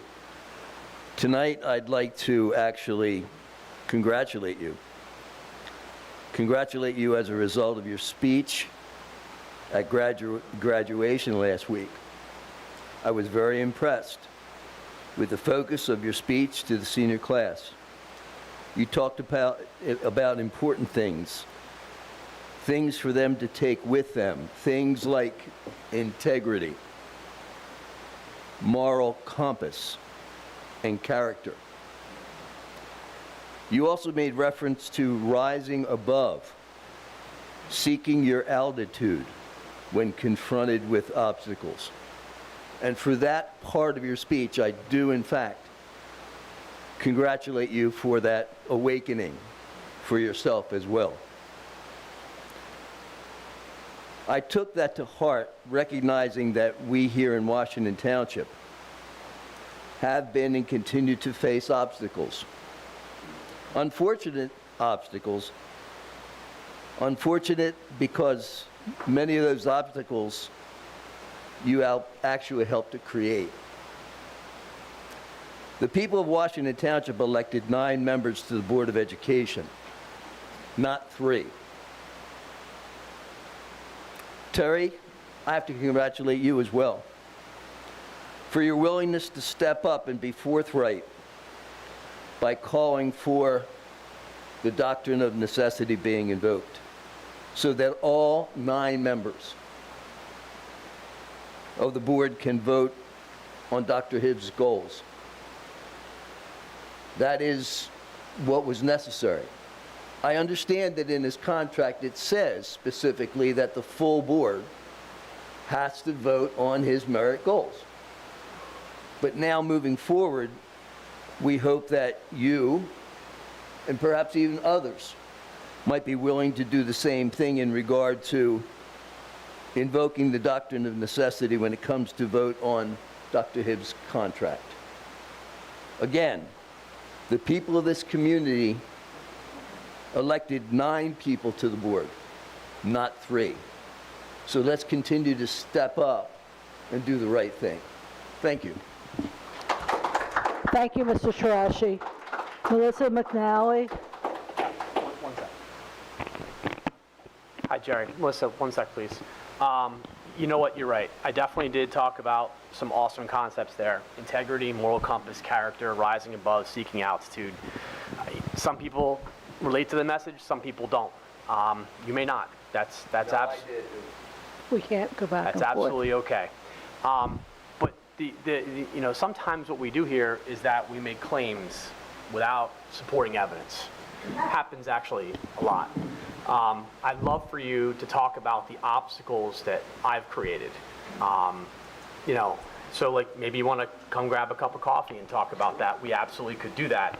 But again, I just would ask that if you're going to make a critical comment, you really should have some specifics, sir. We need to stop. We need to Specifics. stop. Yes, Melissa. Okay, I'm going to pick up where I left off, and then I have something at the end separate. So while I was trying to address the issues that I already spoke about, I was called to one of our elementary buildings because we had a double-digit number of observations in summative meetings that had never been conducted, and it was the last days of school. I did mention that I was also trying to make sure that both the public and our members were being communicated with about a 4-day-long total power outage at one of our elementary schools. By day 2, no communication had occurred, and when I politely reached out to email the superintendent to see when the plan would be communicated, I was basically told to back off. That very next day, I was working to get the district to follow protocols and communicate how they would resolve asbestos in one of our buildings' floor tiles, to which I still haven't received a response to my email regarding documents requested by New Jersey WEC and the Health and Safety Commission since June 23rd. This is just a 9-day snapshot of our district. I do not say these things because I want to make our district look bad, and I really don't. I really don't enjoy coming up here and saying negative things about the place I've worked for 27 years. Okay, I do not, and it's almost out of character for me to conduct myself in this way, but I've just reached a limit where I feel as though I continue to try to work through the proper channels and avenues, and I'm always faced with a wall, and you can say, well, we're not always going to agree, and that's fine, but I think there's a difference between having people do things and jump through hoops and put time and energy and work into things only to turn and almost, I used the term earlier today, pull the rug, where it's just like, no, none of that mattered. I feel that very much today, especially. It does not look like the Washington Township I once knew. We've lost and continue to lose the things that once made us a strong district. Our board, superintendent, and union no longer work as a team to do the necessary work. I've only remotely touched on a few recent examples, but I think we've heard a lot tonight about our nurses, about our guidance counselors, about all the things that we're slowly losing, and yet I look and it was a surprise. It wasn't on the agenda. Something about Christina Cox moving to be the principal of Walls and Kindle. Does that mean that we're now going to have another administrator, another full administrative salary? And then also I saw, is it a financial specialist, for $75,000? Don't we have a BA and an assistant BA? How many people does it take to screw in a light bulb? I just honestly don't understand. We're talking about $4,000 or $3,000 that we're saving through our counselors, but then we're talking about spending $3,000 on other administrators. I don't know what else to do at this point. I'm just at a point that I don't know how else to say. We are messing up royally, and our district is downward spiraling, and when are we going to change? When are we going to make a decision that's going to bring forth that change? And what I mean by that is, please invoke the doctrine of necessity and let's vote on this contract. Thank you. Thank you. Mrs. Rector, could you explain the financial? I just wanted to explain the fiscal specialist that was mentioned. So that's part of the PEA grant. We get over $16 million for our preschool program.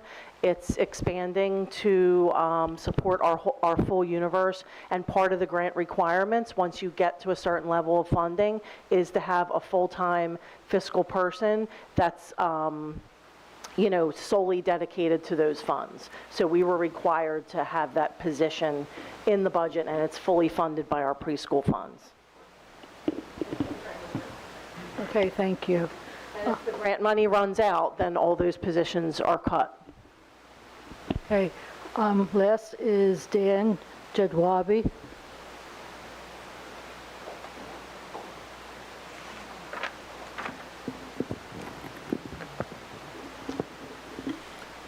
Thank you. When I was here earlier, Ms. Schechter, I forgot to thank you. Thank you for joining us at our Honors and Leadership event. That was really nice that you were able to attend. As I was finishing up earlier, I used the term a legacy cut. I view this shift in staff to be what I call a legacy cut, meaning that it impacts all students in the district and will impact everyone moving forward. Sometimes when programming or staff are cut or changed, it impacts a small portion of the students. This shift in school counseling will impact every student in the district as they work their way through the middle level. To clarify something that I didn't get to earlier, this cut, someone who spoke about it said that it will increase the caseloads for the school counselors by 50%.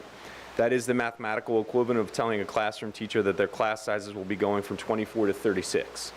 In addition to the sheer numbers, the dynamics shift as well for us. The district has invested in us being grade level counselors.